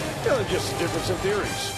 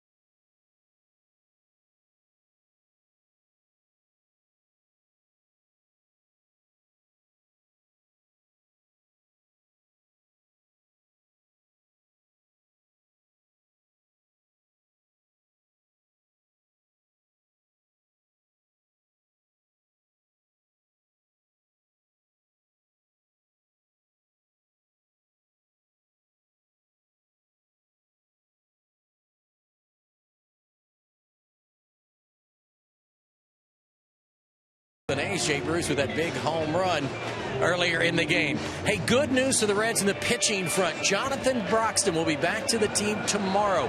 He last pitched on Sunday for Dayton at Indianapolis. He started the game, went 1 inning in that game, gave up a couple of hits, but 18 pitches. He has now pitched 2 innings, 5 strikeouts, and 5 hits in Louisville. He also pitched to Dayton.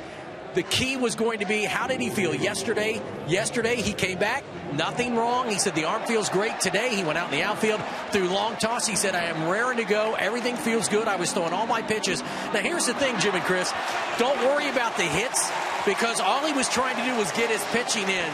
And, Chris, you could talk more about that. He wasn't worried about the results. He was just worried about throwing his pitches. And one other note, good news for Ryan Ludwig. He had his first home run tonight for Louisville as they are playing Indianapolis as well. It was a 2-run homer in the first on his rehab assignment as well. Wasn't going so well for him. He was just 2 for 28 going into the game. He's now 1 for 2 tonight with that 2-run home run. So the Reds will get help tomorrow. Jonathan Broxton will be back off the DL tomorrow in time for tomorrow's game against the A's. Guys? That is good news. We've been waiting for the big fella. Yeah, I think as long as you can come back and feel good a day after you're throwing 97 miles an hour, that's a good sign. Absolutely. And Ryan Ludwig, another good sign. It's really been spring training for him, so the numbers don't matter as much as the timing of which. As Pick said, he was 2 for 28 coming into tonight's game. believe his rehab time is up Sunday. Well, so it won't be long. We'll forget about the first 26 at bats then. Well, the key is that there's no pain in the shoulder. There's just natural soreness that he's been reporting. And he's a notorious slow starter in his whole career.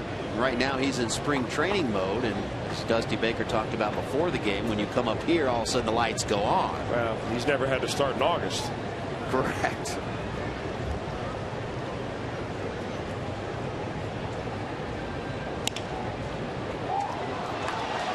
Well, Joey Votto took 2 steps at that, and then he decided, whoops, I'm going back to the bag, and he may have just misread where Brandon Phillips was or how far he was off the bag. I don't know whether he would have had a chance to get that ball or not, but his body language tells you, oh my, what am I doing? Phillips nowhere near him, and yeah, he's got to go after that ball, even lay out for it, and you can see the reaction of the pitcher, Matt Latos. That was a strange play right there. That's a gimme. No question about it. And Bob Melvin's going to his bench. He's going to send up pinch hitter Seth Smith. So Dan Straley's night is done. And once again, he does not get to the 5th inning for the 3rd straight game.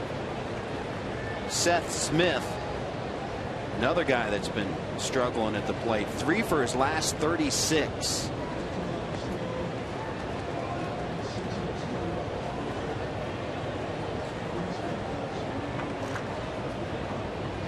Righty versus lefty. No outs. Man on first. Big cut and a miss.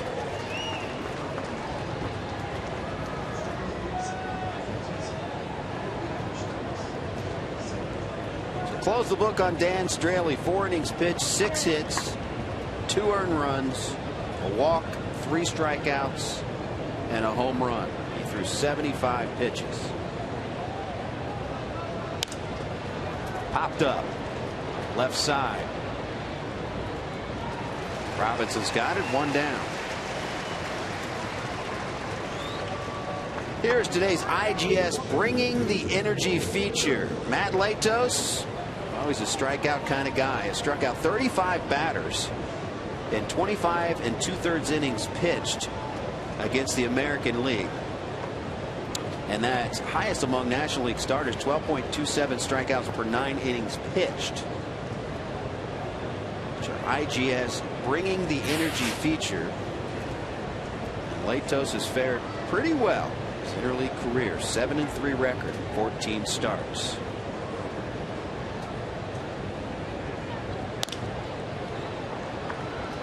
Fouled out of play. Coco Crisp 1 for 2 in this game. Triple last time up.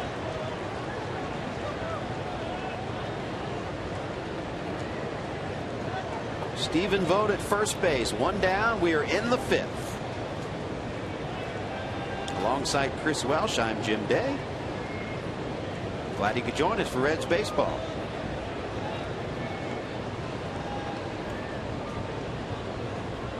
Oh, 1. Latos wanted that one. Body language would say so, as much. And he's a guy not shy to bring the body language to the table. Well, he's always been an emotional pitcher, and that was one of the knocks on Latos before he was traded over here to the Reds from the Padres. Looked like he had a point right there. Could be 2, but Phillips right between his legs, and a rare error by Brandon Phillips, and it's going to cost him. 2 misplays on the right side of the infield. The first one for a base hit. The second is about as rare as you'll ever see. It's like seeing an albatross walk across your driveway when you see Brandon Phillips misplay a ground ball like this. Particularly right through the wickets. He's thinking about a double play ball, and the ball just comes up on him and gets right through his legs. His head is down. That just took a high hop. I mean, sometimes a ball is going to do that. I mean, he didn't have that ball go under his legs. I mean, under his glove or anything like that. Just the way that baby took a hop on him, and now the A's are in pretty good shape to push a run across. 2nd and 3rd, 1 down for Eric Sogar. Well, so this is where you really would love to be able to reach back and find a little something extra on your fastball and get a strikeout right here.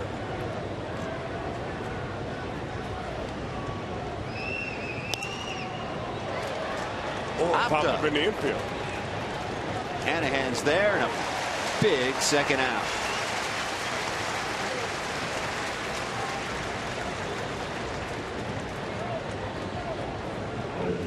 Lato's now at the 70-pitch plateau.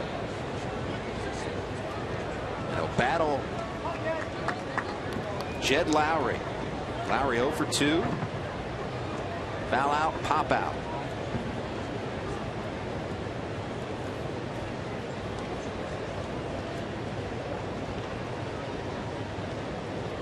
Big at bat right here. Second and third, 2 outs. First pitch to Lowry, up high. Don't you love that with Devin Mesoraco? I don't know if you noticed it, but right before he put his sign down, he kind of made a fist like, come on, let's get this guy. Let's get out of this inning. And when Latos missed his spot right there, he's going to go out and talk to him a little bit. Mesoraco has been maturing right before our eyes, becoming more and more confident as a catcher and a hitter. But it's how he controls a game in a situation like this. I mean, Latos has more big league time than Devin Mesoraco, but you've got to take control of the pitcher sometimes when you see him straying away with his focus. No question, growing up right before our eyes. 1-0 pitch, inside and high. I've got a base open right here, but you have a very dangerous hitter in the on-deck circle, even though he's right-handed. Not so sure that you would intentionally or pitch around Lowry to get the Cespedes.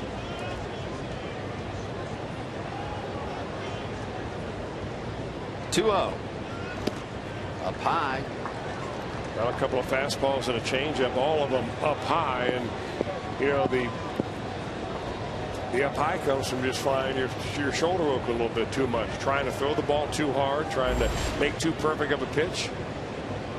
Besides that first inning, he's been right on the beam. 3-0 in there for a strike. 93 on that one.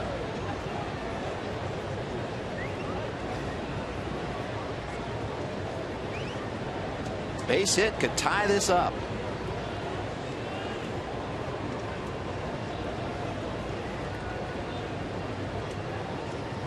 Latos to the belt. And the 3-1 pitch.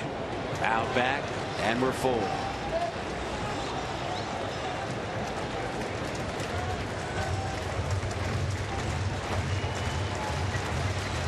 Well, this is what you love about Matt Latos. With the bases empty, batting average still not all that great.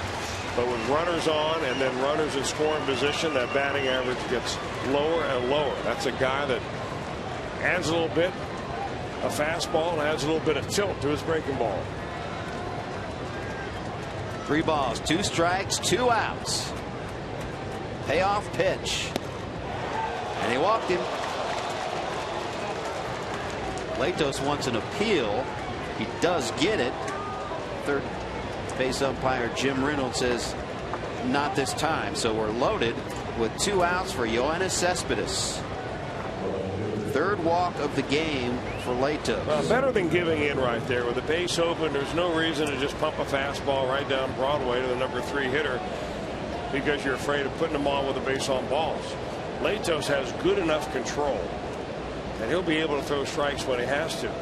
The Cespedes, though, he'll be hacking at that first pitch if he sees a fastball that he likes. This is probably one situation where the A's will strafe and that take the first one. Biggest at bat of the game so far. First pitch inside, ball 1.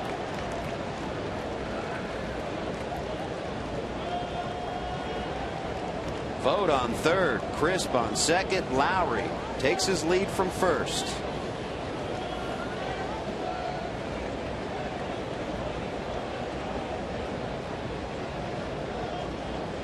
.364 average with bases loaded in his young career. Hard hit ball to Hanahan. He's got it. He'll get the out at third. And Latos strands 3. And he keeps the A's scoreless.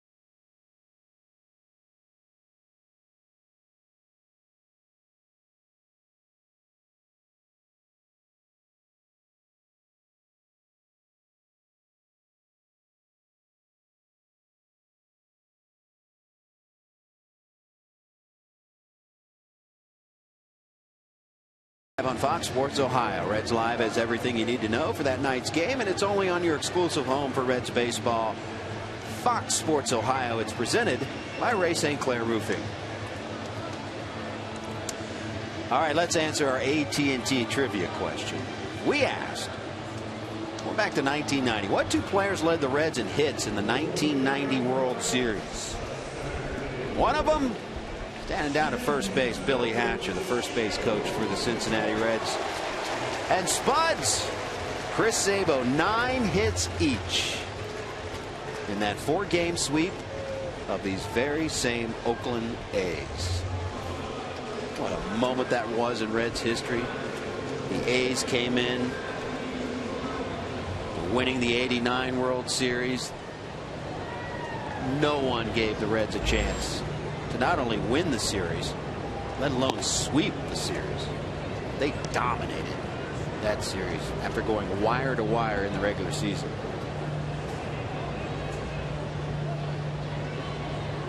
I'd like to see another one of those happen this year. Would be nice. It's been a while. I started doing math back to 1990. Blevins, a left-hander, in for the A's. 50 games now for this often used left-hander. Went to college at the University of Dayton. Played for the Flyers after he grew up in Arcadia, Ohio. That's up in the northwest part of the state. Drafted by the Cubs originally, and when he was a Cubs farmhand is when he got traded over to the Oakland A's organization. They assigned him right to Double-A.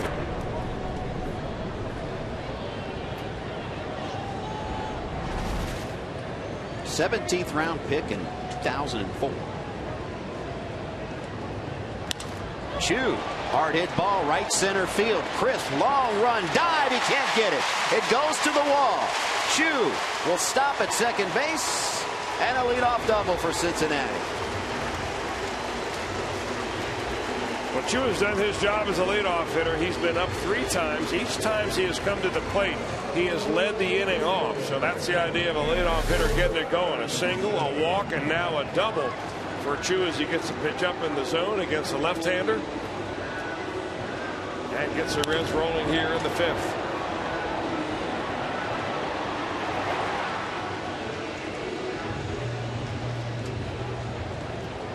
That was a long run by Coco Crisp. It's a long slide, too. It really was. Like a slip and slide out there.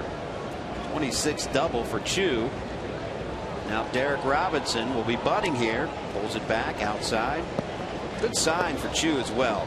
Anytime he driving the ball like that off of a left-handed pitcher, hopefully gets back in one of those grooves that he was in April. Yeah, although I'm not sure anyone could accomplish that again. He was incredible. It was nice to see. See if Robinson will square around again. He does.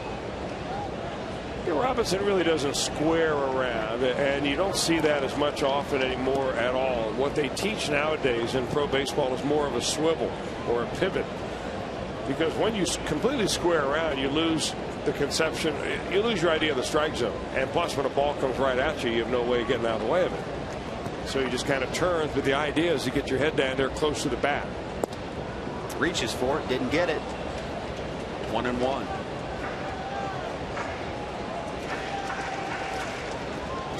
Mark Berry giving the signs. Boy, Bear looks better and better every day. Feels better and better every day. The battle he went through. Throat cancer. I tell you what, he's one of the best third base coaches in the game. The team really missed him. This time Robinson gets it down. And he gets the job done. In fact, then some. Chu's going to score, and the Reds have a 3-0 lead off of the gaff by Jerry Blevins.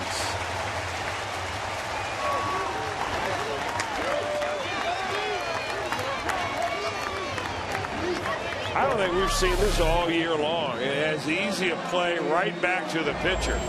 Blevins fields it. He's not even thinking about going to third. He makes the right play of getting it, turning, and then just throws the ball just simply over the head of the covering second baseman.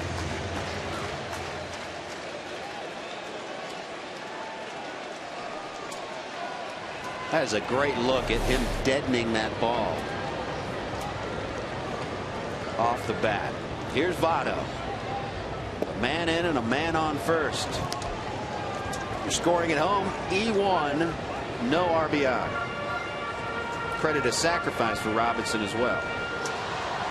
Votto has reached safely in 13 of his last 16 plate appearances. That is an .813 on base percentage. Yikes. 13 of 16. It's getting it done, lefty. But he's doing that better than he ever has before. And he's really the standard in this National League by which you judge everybody else as far as being able to get on base. A couple of singles on the night.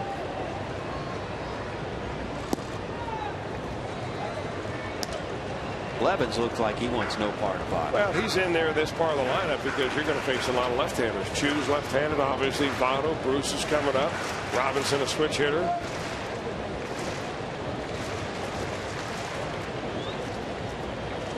Two balls, no strikes. Boy, good hitting count right here for Votto.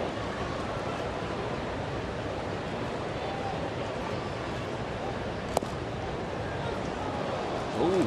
Well, that's a pitcher's pitch on a 2-0 count, and that's the kind of pitch if you swing at. If you get too anxious in the batter's box and you think, I'm going to hack at this 2-0 pitch no matter what, you're going to make yourself an out. That is right at the bottom of the strike zone, or even a little bit below. Home plate umpire tonight is crew chief John Hirschbeck. And Votto had a few words after that pitch with Mr. Hirschbeck. Foul ball. Always love how Votto, when he doesn't like a called strike on him, looks down at the dirt while he's talking to the umpire. He's always cleaning up the batter's box after pitches. You know, that's what hitters do a lot of times when they have a bad swing. They'll clean up that batter's box in a way of kind of sweeping out the bad feeling, even the bad karma, and getting back in there with a clean batter's box.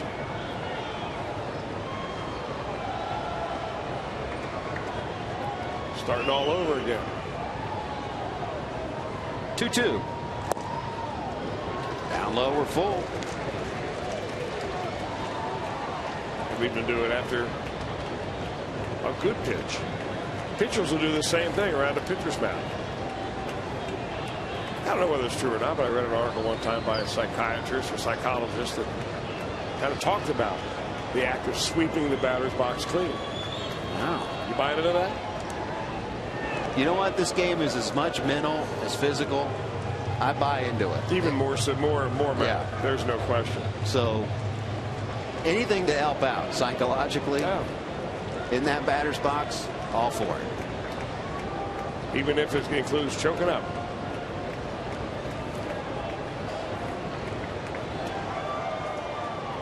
Three-two pitch. Got him on an off-speed breaking pitch. And a strike him out, throw him out by the A's. Robinson going on the pitch. So just like that, the A's get 2 outs. I think Joey Votto's about as stunned as anybody. Just did not read that breaking ball at all. Realized it was strike 3. Not a real good jump at all by Derek Robinson. He wanted to make sure that the pitcher was going home before he went. He just could not outrun this play. That was a very late break.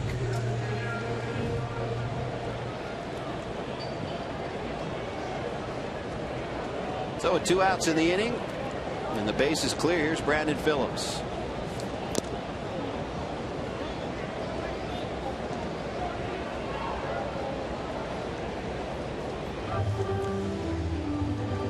Phillips has driven in 1 of the 3 runs for Cincinnati. RBI single last time up in the 3rd. RBI number 84 for Dat Dude BP.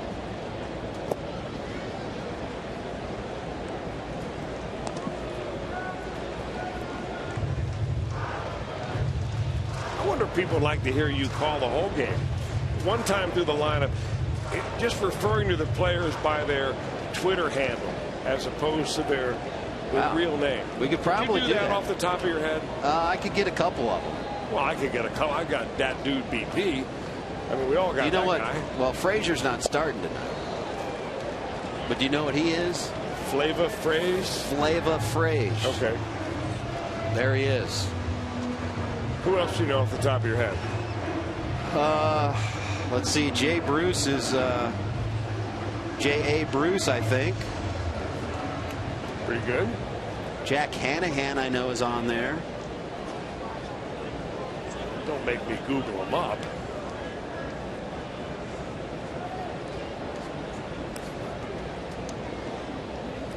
Well, I haven't memorized them yet. They just show up on my timeline. Yeah, that's true. It's like having speed dial. You don't even know your own number anymore. Exactly. 1-2. 2-2.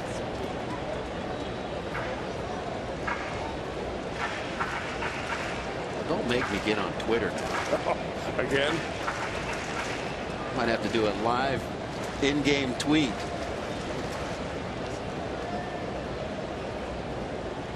Two-two pitch. Ground ball to third. Long throw and a scoop on the other end by Moss. The Reds get a run. They lead 3-0.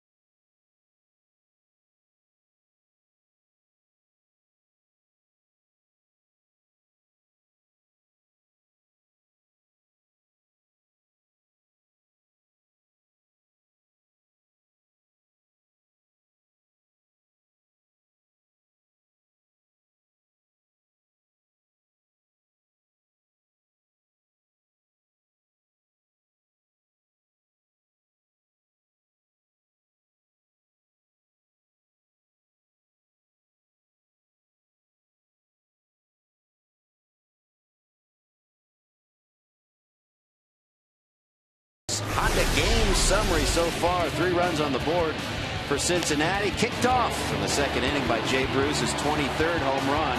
It was a solo shot, made it 1-0. And then Brandon Phillips with a big 2-out hit right here. RBI number 84 on the season. Scored Chu. Chu has scored twice in this game. The A's helped him out. Jerry Blevins, errant throw to first base. Chu would score from second. That's where we stand. 3-0 Cincinnati as we move on to the 6th. All right, let's head to L.A. once again for a Fox Sports 1 game break.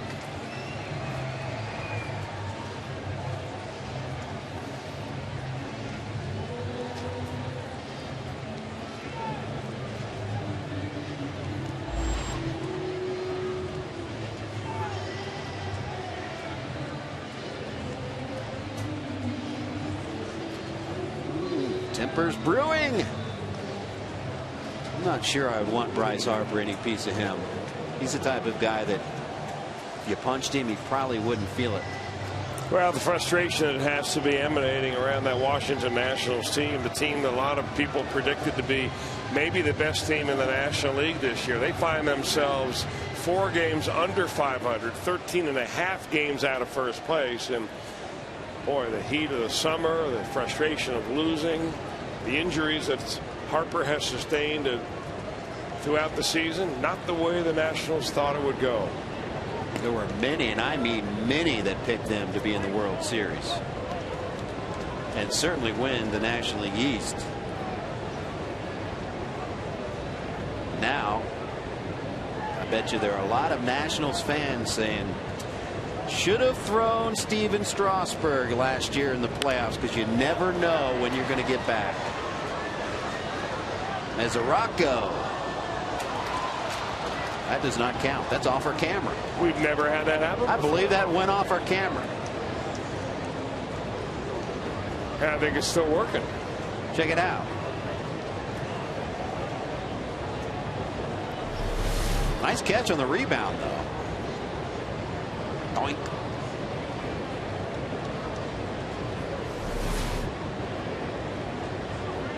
Robotic camera behind home plate. Got a little game pad to make that thing move around, right? Good thing it's robotic. Cameraman would have been fleeing.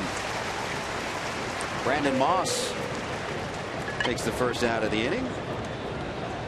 Latos continues to cruise on. Now go to work against Josh Donaldson.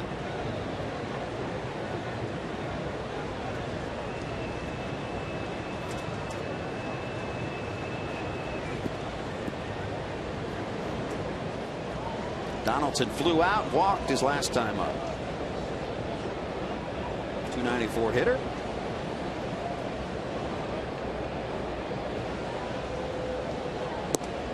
Check swing. John Hirschbeck says he went. Strike one.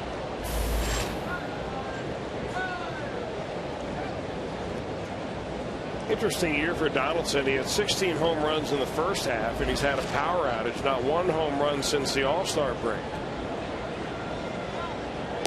Swing and a miss.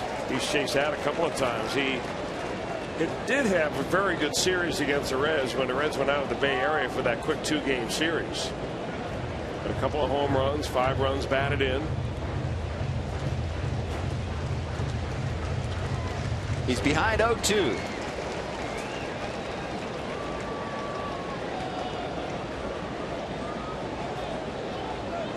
pitch. Got him looking. The best slider of the night right there from Matt Latos. We're going to take another look at it with our Mazda pitch by pitch. Matt Latos, Josh Donaldson leads them off with a breaking ball. A little check swing right there. It's on the corner anyhow. And then he goes high heat. Donaldson can't lay off of it. How about going right back down there again for the perfect slider? And see you later on 3 pitches is Josh Donaldson, our Mazda pitch by pitch. Only the second strikeout of the game for Latos. But he's given up only 3 hits. And it's really odd because Latos, strikeout guy, came into this ball game just a couple of strikeouts behind the team leader Homer Bailey. Another guy, Tony Cingrani, strikes out around 1 per inning. Actually more for Cingrani than that. He just doesn't have enough innings under his belt to qualify for any of those type of categories. And then you have 2 guys in the rotation that don't strike very many out at all. Leake and Arroyo. 0-2 pitch. Inside. Reddick go for 2. Fouled out in the second. And was robbed on a great running catch by Jay Bruce in the 4th. And there's another deep drive, but Bruce is right there. 3 up, 3 down for Latos.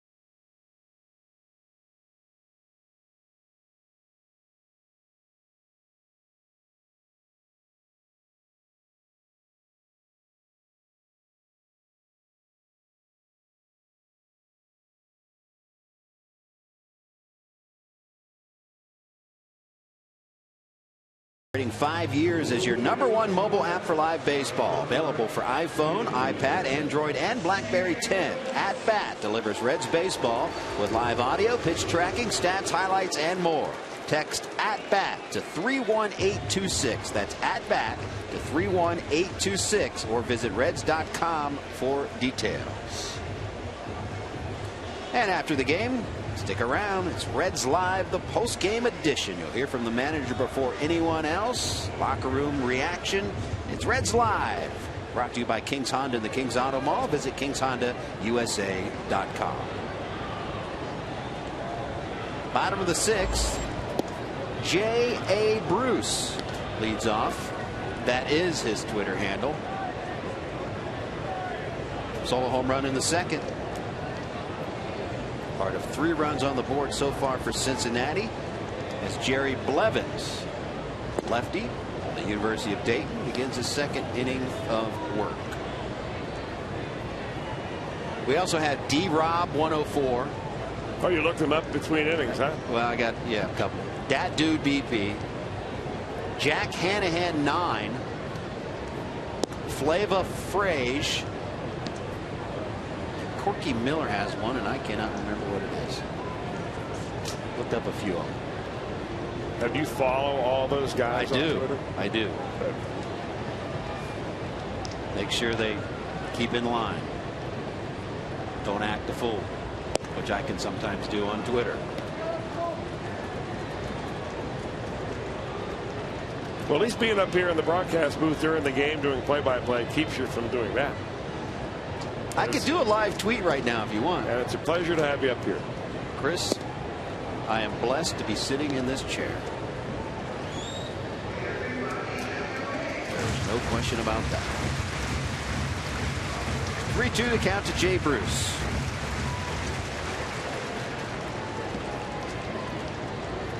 Payoff pitch.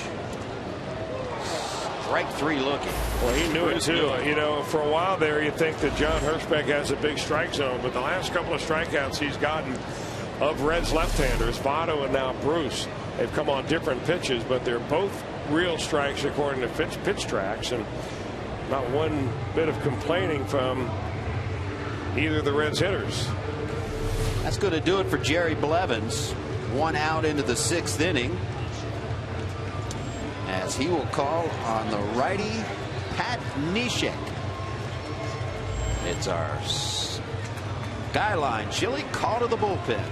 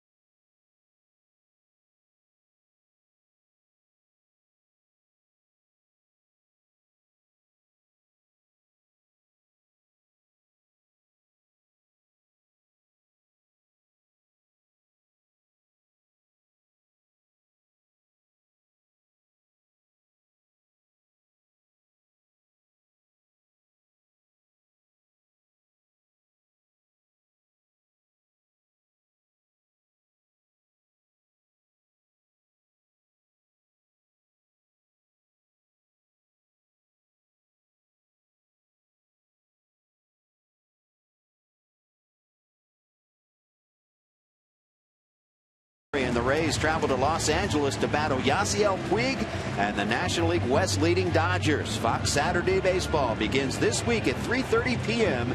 Eastern. Those Dodgers are on quite a roll. They beat the Cardinals last night. It was their 15th straight road win. That is 2 shy of the Major League single season record. They're in the 4th right now in St. Louis, and they're scoreless.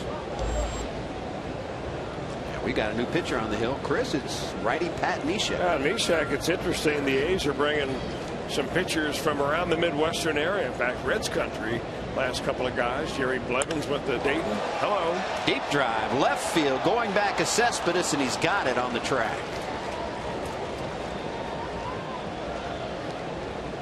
Blevins went to the University of Dayton, and Neshek did his college baseball at Butler University, where he still holds a strikeout record for 18 in a ball game against Detroit. And you can see where he could really paralyze right-handers. He comes from down around Laredo, and that's a tough arm angle for most right-handers to pick up, although it did not fool Devin Mesoraco one bit. That's what we've been talking about with Mesoraco. I mean, he's been hitting the ball so hard. He's lined out to the third baseman a couple of times in that Cardinals series. I mean, balls right on the button.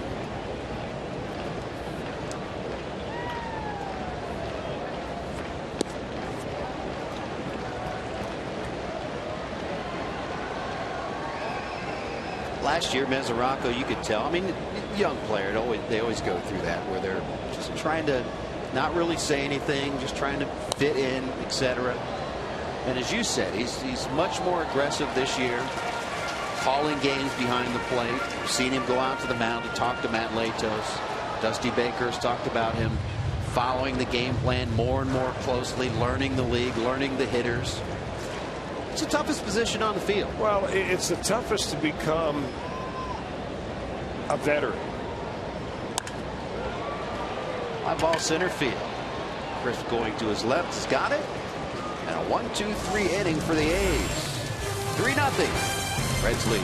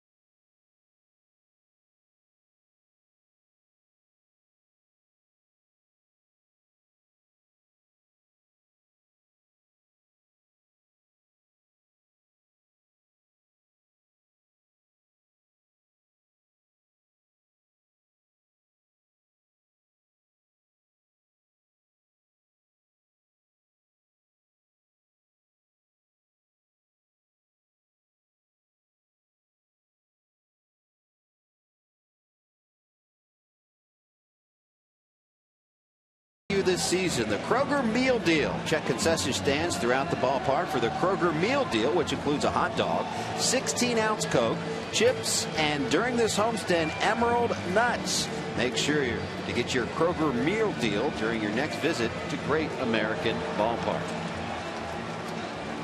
3-0. Red Legs. Matt Latos climbs the hill for inning number 7. And before the game today, a nice little ceremony recognizing Cincinnati Moeller for winning the state championship in baseball. Congratulations to the Crusaders. Boy, they have just been dominating They have. Ohio baseball. They've made the Final Four, I think, 5 of the last 6 times. They've won the state title the last 2 years. They're sending a lot of kids on to play at the next level. I think they've got 14 or 15, maybe 13 or 14 of their players that have already committed to playing in college, anywhere from University of Kentucky to Miami to Marshall, University of Evansville, Dayton. Ashland, Manchester College, and Furman. So there's a lot of good baseball being played in Ohio, and much of that is being played right up on Montgomery Road and Moeller High School. They played it for a long time. The two most famous alums will both be in the Hall of Fame. Barry Larkin, Ken Griffey Jr. See, and Joel Luckup was sitting behind you, waving his hands, thinking, are you talking about me? Are you going to the Hall of Fame, Joel? Is there something I don't know? Do they have a wing for statisticians? You know, they've got a broadcaster's wing now. Someday they will. What would they name it? The Daddy Wags wing? Maybe? Be a good name. Would. May he rest in peace. Now, Matt Latos has simply battled and battled. He's only had 2 1-2-3 innings. He is bent, but he is not broken. He's given up a double and triple in this ball game, and really only 3 hits overall. He's walked 3, but he pips out of a real tough jam in the 5th inning when he had a misplay at first base and went for a base hit, and then an error on Brandon Phillips. But he picked his teammates up by getting out of that with no damage. And it's, you know, all of a sudden, again, here you are in a Matt Latos ball game, and you're in the 7th inning, and he hasn't given up anything. I mean, sometimes it's a couple of runs. Tonight he's given up nothing but goose eggs. 3-2 pitch, fouled back. And he is not afraid to pitch inside. I mean, if you're a young pitcher at home and you're watching this ball game, the one thing that you should take away from this performance by Matt Latos is his ability to come inside on left-handed hitters fearlessly. He's not coming in there and drilling them into ribs, but he's not leaving it over the center of the plate when he comes in either. That ball is in on the hands, and that's the way you get the lefties out. Bruce has got it, 1 down. And it takes a while for pitchers to do that, and some never get it. I mean, it's so difficult sometimes for right-handed pitchers to get in on left-handers because they're afraid of leaving the ball out over the plate, or they're afraid of missing inside and hitting the batter and then putting a base runner on base. That's the one thing that has made Matt Latos a solid major league pitcher a long time ago. His ability to control the glove side of home plate, and that would be the first base side. Here's pinch hitter Chris Young. First pitch strike. Young has had some success off of Latos in his career. 5 for 14, a double and a home run. His numbers, as you just saw, not so stellar overall this year. 0-1 pitch, fouled back. Latos ahead 0-2. Latos nearing the 100 pitch count.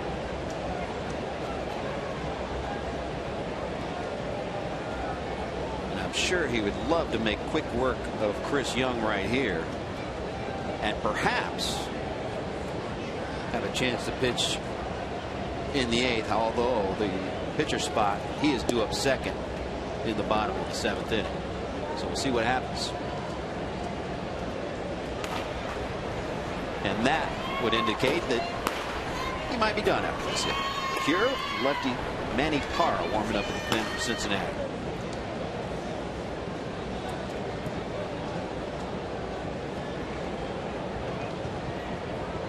One ball, 2 strikes. Got him looking. Off speed pitch and a beauty. Well, all 3 strikeouts for Matt Latos tonight have been the looking variety. Gets Chris Young right here on another slider, just touching the outside corner. This has been kind of a looking strikeout night. In fact, the Reds have struck out also 3 times looking. That's 6 of them in the game. That's an odd number. Back to the top of the order for the A's and Coco Crisp. Bounced it. Latos looking back at the mound. Took a good hop, though. Maybe a little bit low. He's going to do a little work on that mound.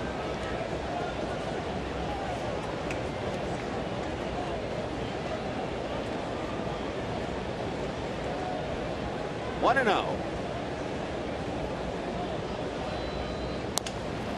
Ground ball to Votto. Gets it on the short hop. Takes it himself. A 1-2-3 7th for Matt Latos. He is battled to a 3-0 lead.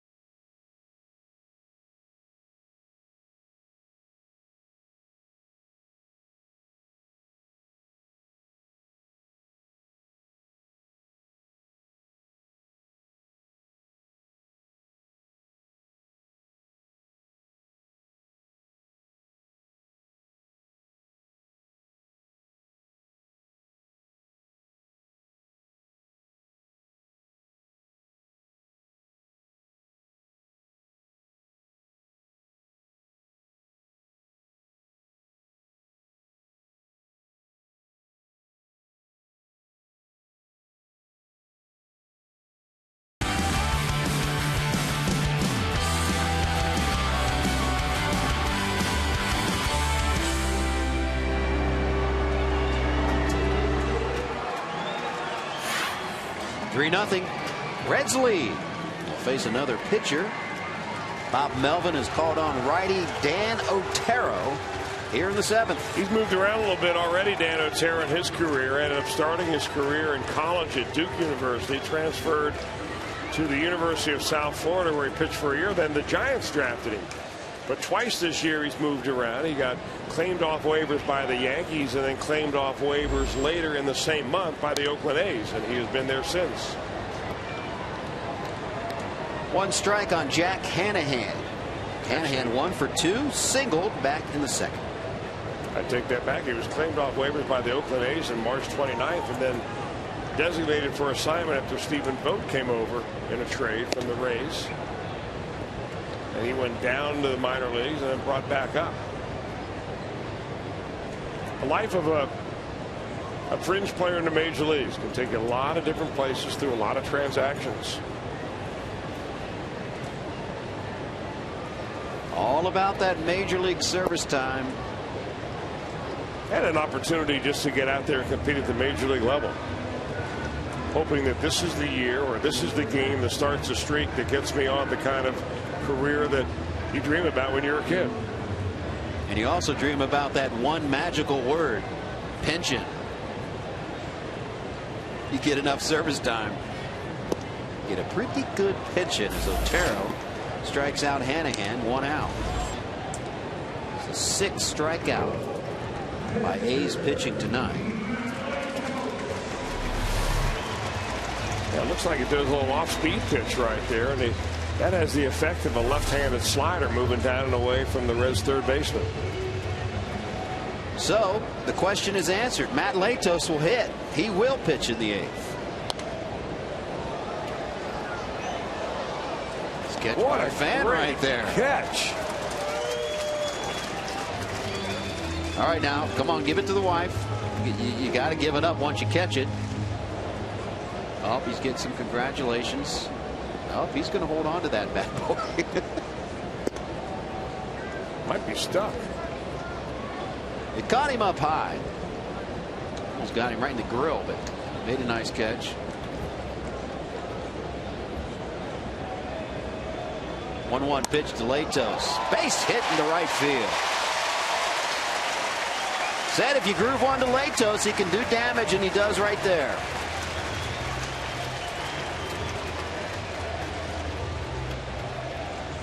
He takes a swing right here like he knows what he's doing. A little inside out, whack. Line drive right past the first baseman into right field. With one out and one on, back to the top of the order, and Shin Soo Choo. By the way, we'd like to thank Papa John's for the grub tonight. Little za here in the booth. Good stuff.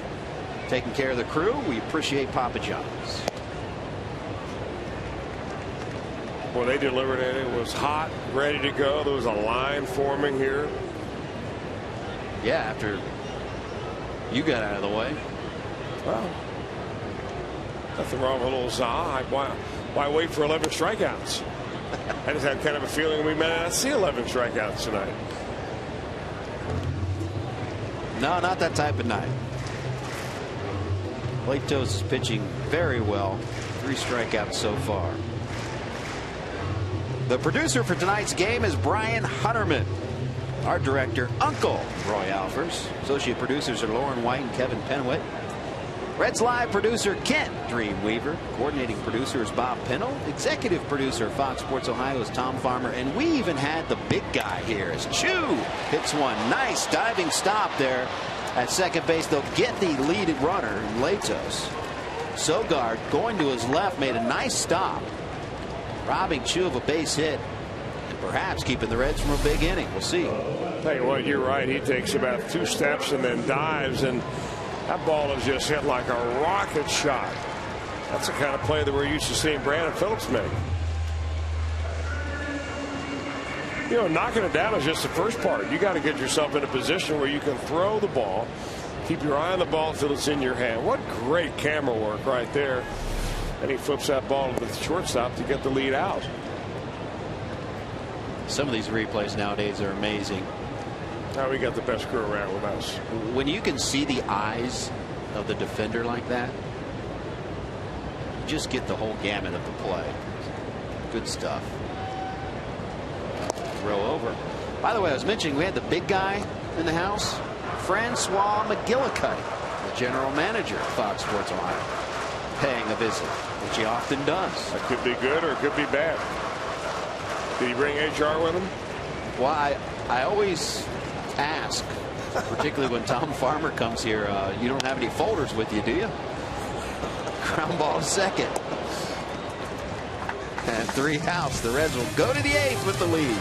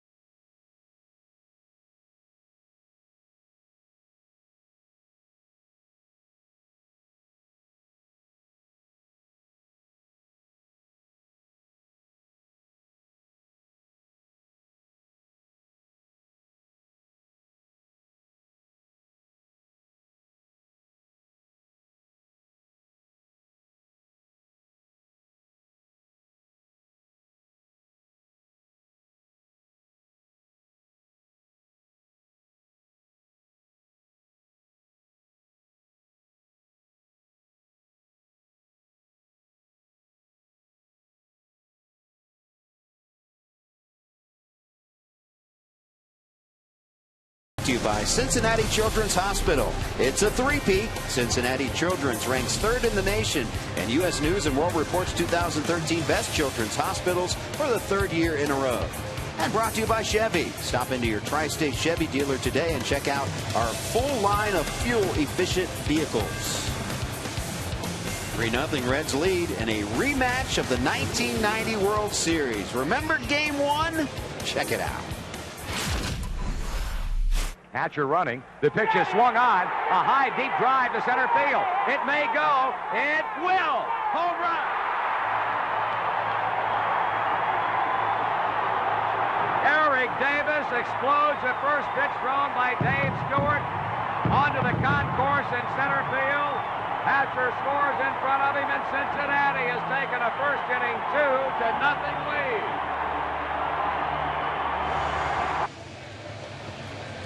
Gives me goosebumps right there. Doesn't matter how many times I watch that. You know, he still looks like, we just saw him on that West Coast trip. Marty with the call, of course, on that one. And Eric Davis still looks like he does. He did back in 1990. He says he could still hit, he just can't run. I said, if you got 5 at-bats, could you get a hit? He said, I'd get 2. But he said he couldn't run. He would need someone to run for him. But he looks great. That set the stage in 1990, that big home run off of Dave Stewart. Gosh darn, do you miss Joe Nux or what in the background? Hear him in the background, get out of here, get out of here. He used to love that. By the way, I got a very nice letter from Don Zeta, Joe's wife, surviving wife of Joe Nuxall. And she wrote me a very nice letter talking about me getting the opportunity to call play-by-play. And Don Zeta, I know you might be watching out there. I just want you to know it was one of the best letters I have ever received. Wow, it was great hearing from you. It was tremendous hearing from you. What a wonderful family. No question. Kim Nuxall continues on the charity work that his dad started. Miracle Fields that they have done up there, giving less fortunate children the opportunity to play baseball where otherwise they wouldn't. Terrific family.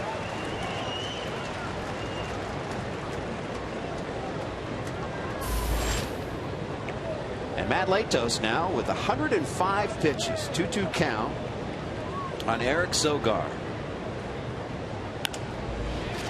Fly ball right. Easy play for Bruce, 1 down. Now let's take a look at our Subway in-game box score. And better numbers. Choose setting the table tonight. Double, single, scored twice. Votto continues on. Brandon Phillips, this team leading 84th RBI tonight. Jay Bruce, home run number 23.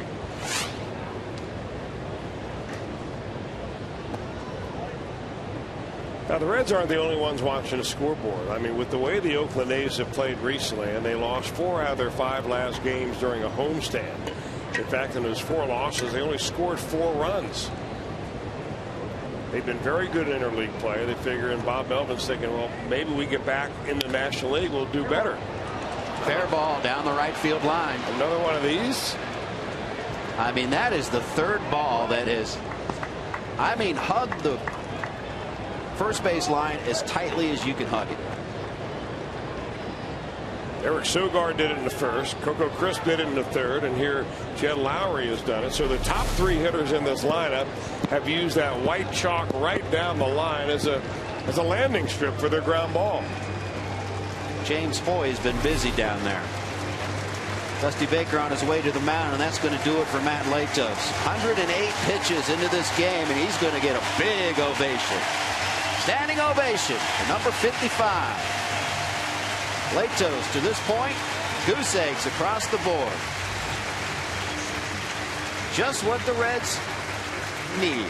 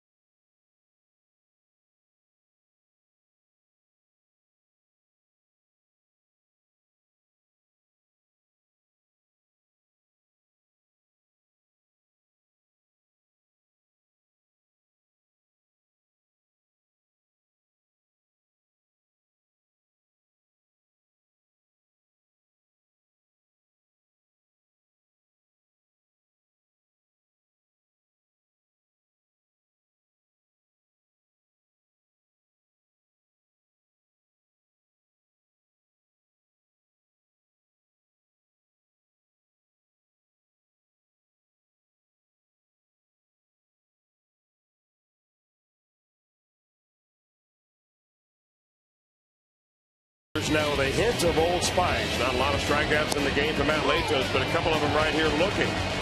Josh Donaldson goes down. So does the pitch hitter Chris Young. Both on sliders. Both perfect location pitches for Matt Latos. And that is our whiff brought to you by Head & Shoulders with a hint of Old Spice.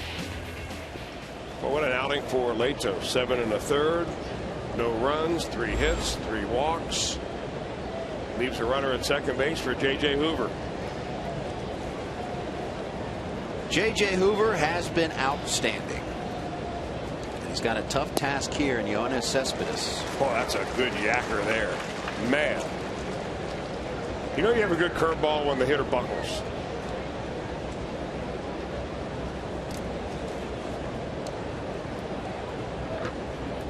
Here you look at Hoover's overall numbers. He's got a 20-inning scoreless streak riding right now.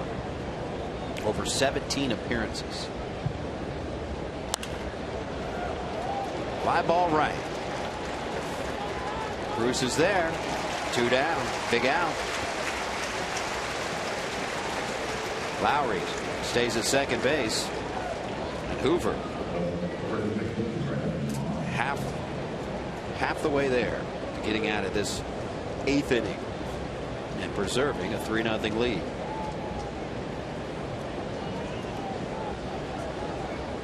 Attendance tonight 34,640. Very nice crowd for a Tuesday night. It is Joey Bobblehead night, presented by Formica. I'd like to thank Formica. I believe they recently celebrated 100 years here in Cincinnati. Staples, longtime Staples here in the Queen City. First pitch swinging is Brandon Moss. Phillips from his knees gets it to Hoover. What a play. Night in, night out. We've come to expect it. Gold glove stuff. Reds lead 3-0.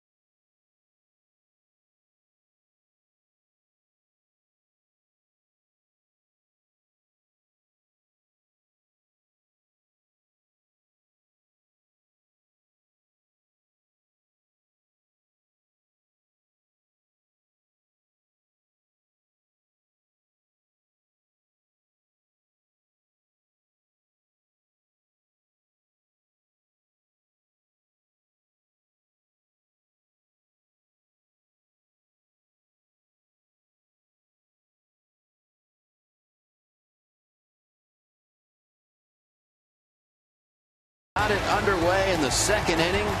A solo home run, is 23rd off of Dan Straley. Gave the Reds a 1-0 lead, and right now, thanks to the pitching of Matt Latos and J.J. Hoover, that's the difference in the game.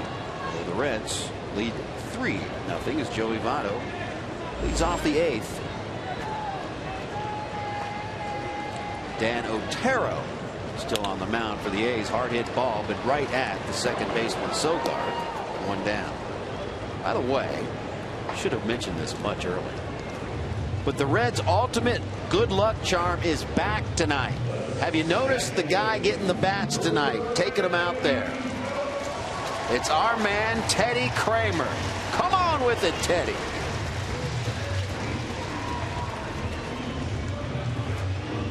Give a little hitting advice to Jay Bruce before he's ready to go in there and take his spot in the on-deck circle. He infuses energy like no one I've ever seen in my life.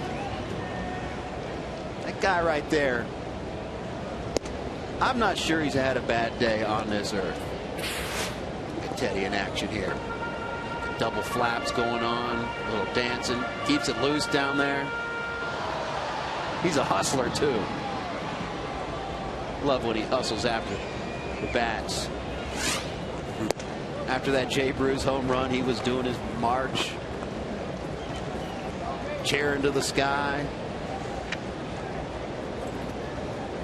Don't think it's a coincidence that he's in there tonight after what happened over the weekend. Better believe it.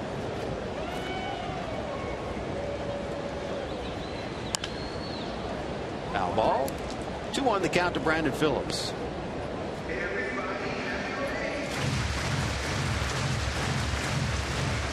They're in the 5th in St. Louis. St. Louis with a 2-0 lead over the Dodgers. We'll get an update on that game here in a moment as St. Louis trying to snap the Dodgers' 15-game road winning streak. And they're still tied at 3 in Pittsburgh. They've gone to the 9th, 3-3, Marlins and Buccos. Pirates had bases loaded, nobody out in the 8th and didn't score. Brandon Phillips ground out to short. All right, here we go to Los Angeles. It's another Fox Sports 1 game break.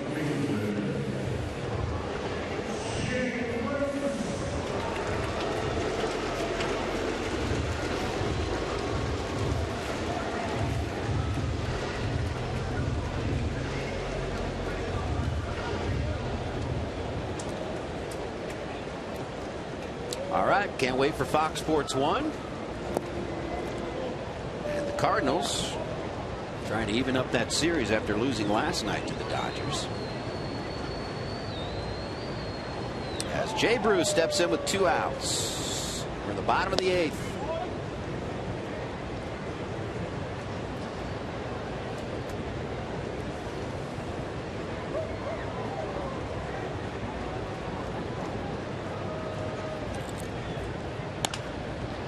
Chopper, second base. A 1-2-3 inning for Dan Otero.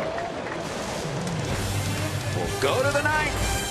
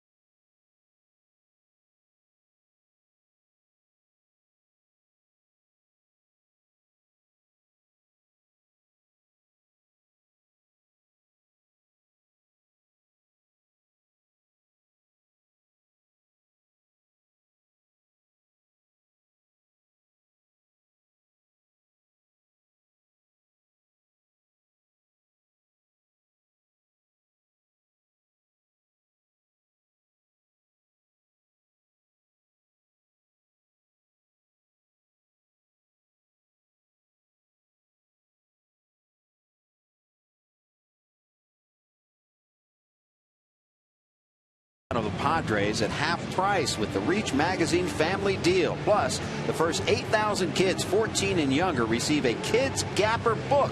It's presented by PNC Bank. Don't miss your chance to see the Red Legs take on the Padres this Sunday. For tickets, call 513-381-REDS. Visit select Kroger locations or log on to reds.com/tickets. Some restrictions do apply. Zeros across the board. And for the Reds, they hope Aroldis Chapman can put another goose egg up there and save number 26. Well, he's got 25 at 29 right now. He's not had a save yet in the month of August, although we're still early in the month. His last save came when the Reds were visiting the Padres in San Diego. He did pitch once in that Cardinal series. That was in the one-ball game that the Reds won, although it was a big lopsided score by the time he got in there. He pitched an 8-3 win. 3-run lead to protect. Bottom of the lineup coming up. He will face Josh Donaldson, Josh Reddick, and Stephen Vogt here in the ninth. 6, 7, and 8 in the order.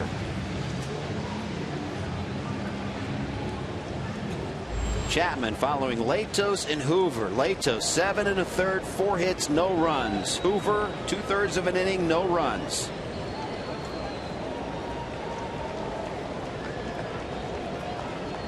This A's club has been shut out 4 times in their last 20 games. The Reds hope to make that 5.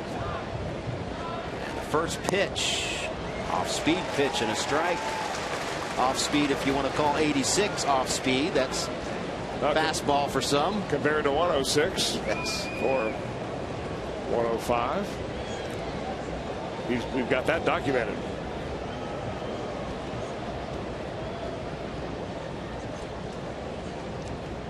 Oh, 1. Out off. Chapman ahead 0-2.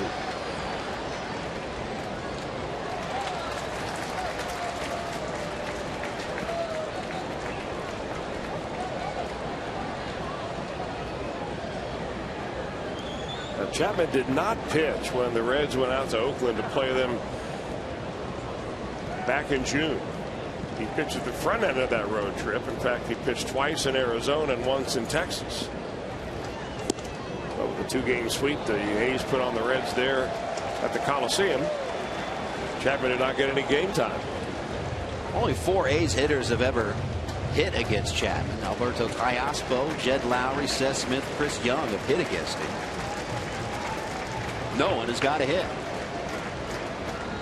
1-2 pitch. Side and high, 2-2. And nearly took the arm off of Mesoraco. 100 miles per hour. A few more like that and you wonder if maybe one arm will be longer than the other by the time the game's over. It might be. Those are hard to catch. I mean, it's coming in there at a blink of an eye to start with.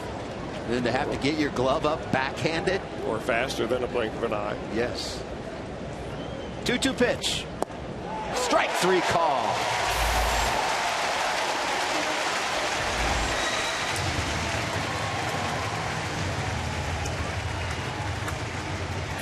Time now for a John Morrell hot dog play, and Jay Bruce went a long way to get this one. Rob and Josh Reddick, beautiful catch right on the edge of the warning track, and that saved most likely a run. John Morrell hot dog play of the game. I think it's time for Mr. Bruce to win a Gold Glove.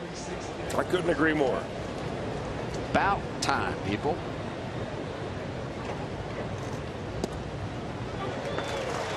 First pitch to Josh Reddick in there for a strike. The aforementioned Josh Reddick with that catch on Bruce. Boy, another 3 on the night. Like in the middle of an offer and then have to face Chapman in the ninth. Particularly as a left-handed hitter. And we'll give you the numbers again of Aroldis Chapman versus lefties in his career, which are unbelievable. Left-handed batters are 19 for 179, 106. I don't believe it. It's really an unbelievable stat.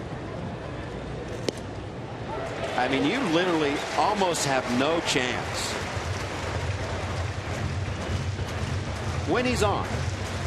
I mean, granted, we've seen Aroldis Chapman where he's had some control issues, and we've seen him give up the long ball. If you square it up, it'll go. 1-2 pitch. Just missed the inside corner. Chapman wanted that one badly.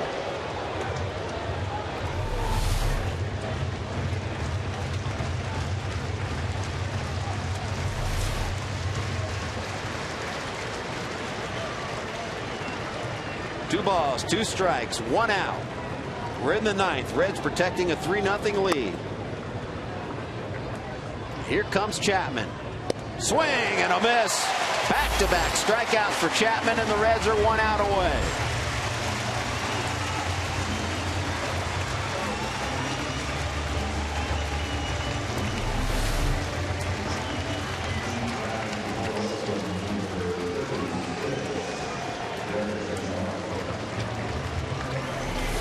Nasty stuff.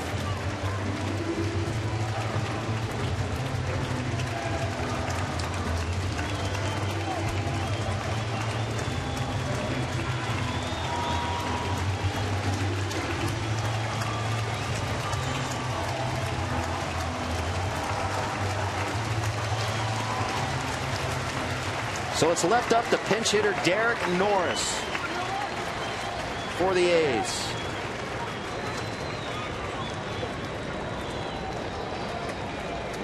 Chapman trying for save number 26. First pitch ball.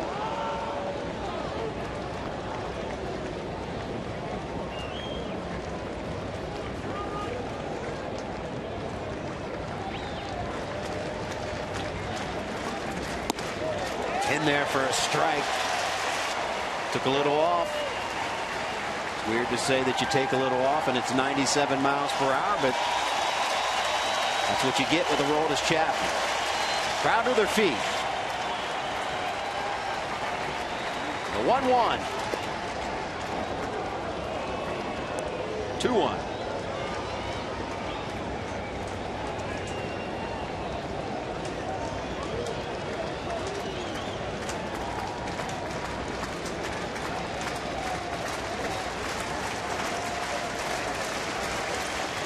It's trying to go 11 games over 500. Outside 3-1. Oh, look what you started. Look what you started. Yeah, we started a long time ago, but when you really need it, fans are coming out tonight on Bow Tie Tuesday waiting for Chapman to put the final out away. Those are some good looking bow ties. Sparkly.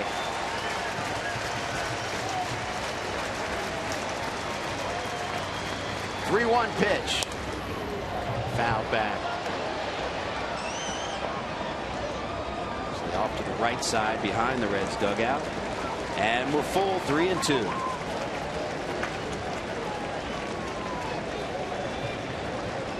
Pirates have just won 4-3. Cincinnati's Josh Harrison with a home run. They just keep on keeping on. Well, the Reds trying to keep pace. Right now, the Reds need to just worry about themselves. Get back on track, and they're a strike away from doing that. The 3-2 pitch. Deep drive. Left center field. Chu going back, and it's gone. Pinch hit home run, Derek Norris. So the shutout is gone, and the A's have life.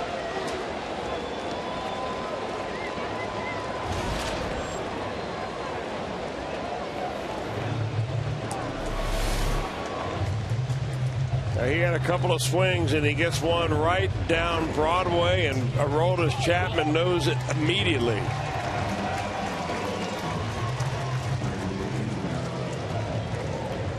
Tell by that reaction from Chapman, although that barely got out. Here's Alberto Callaspo. The A's recently traded for him, the Angels, and he is hitless since coming to Oakland. 1-1.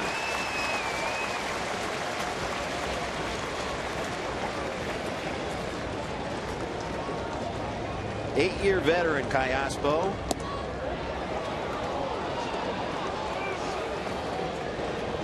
Over 10 since being traded. overall and an 0 for 17 skid dating back to his final days as an Angel. He's up there to pinch hit right now. 2-1 pitch. Out back. 2-2. Chapman, strike away again.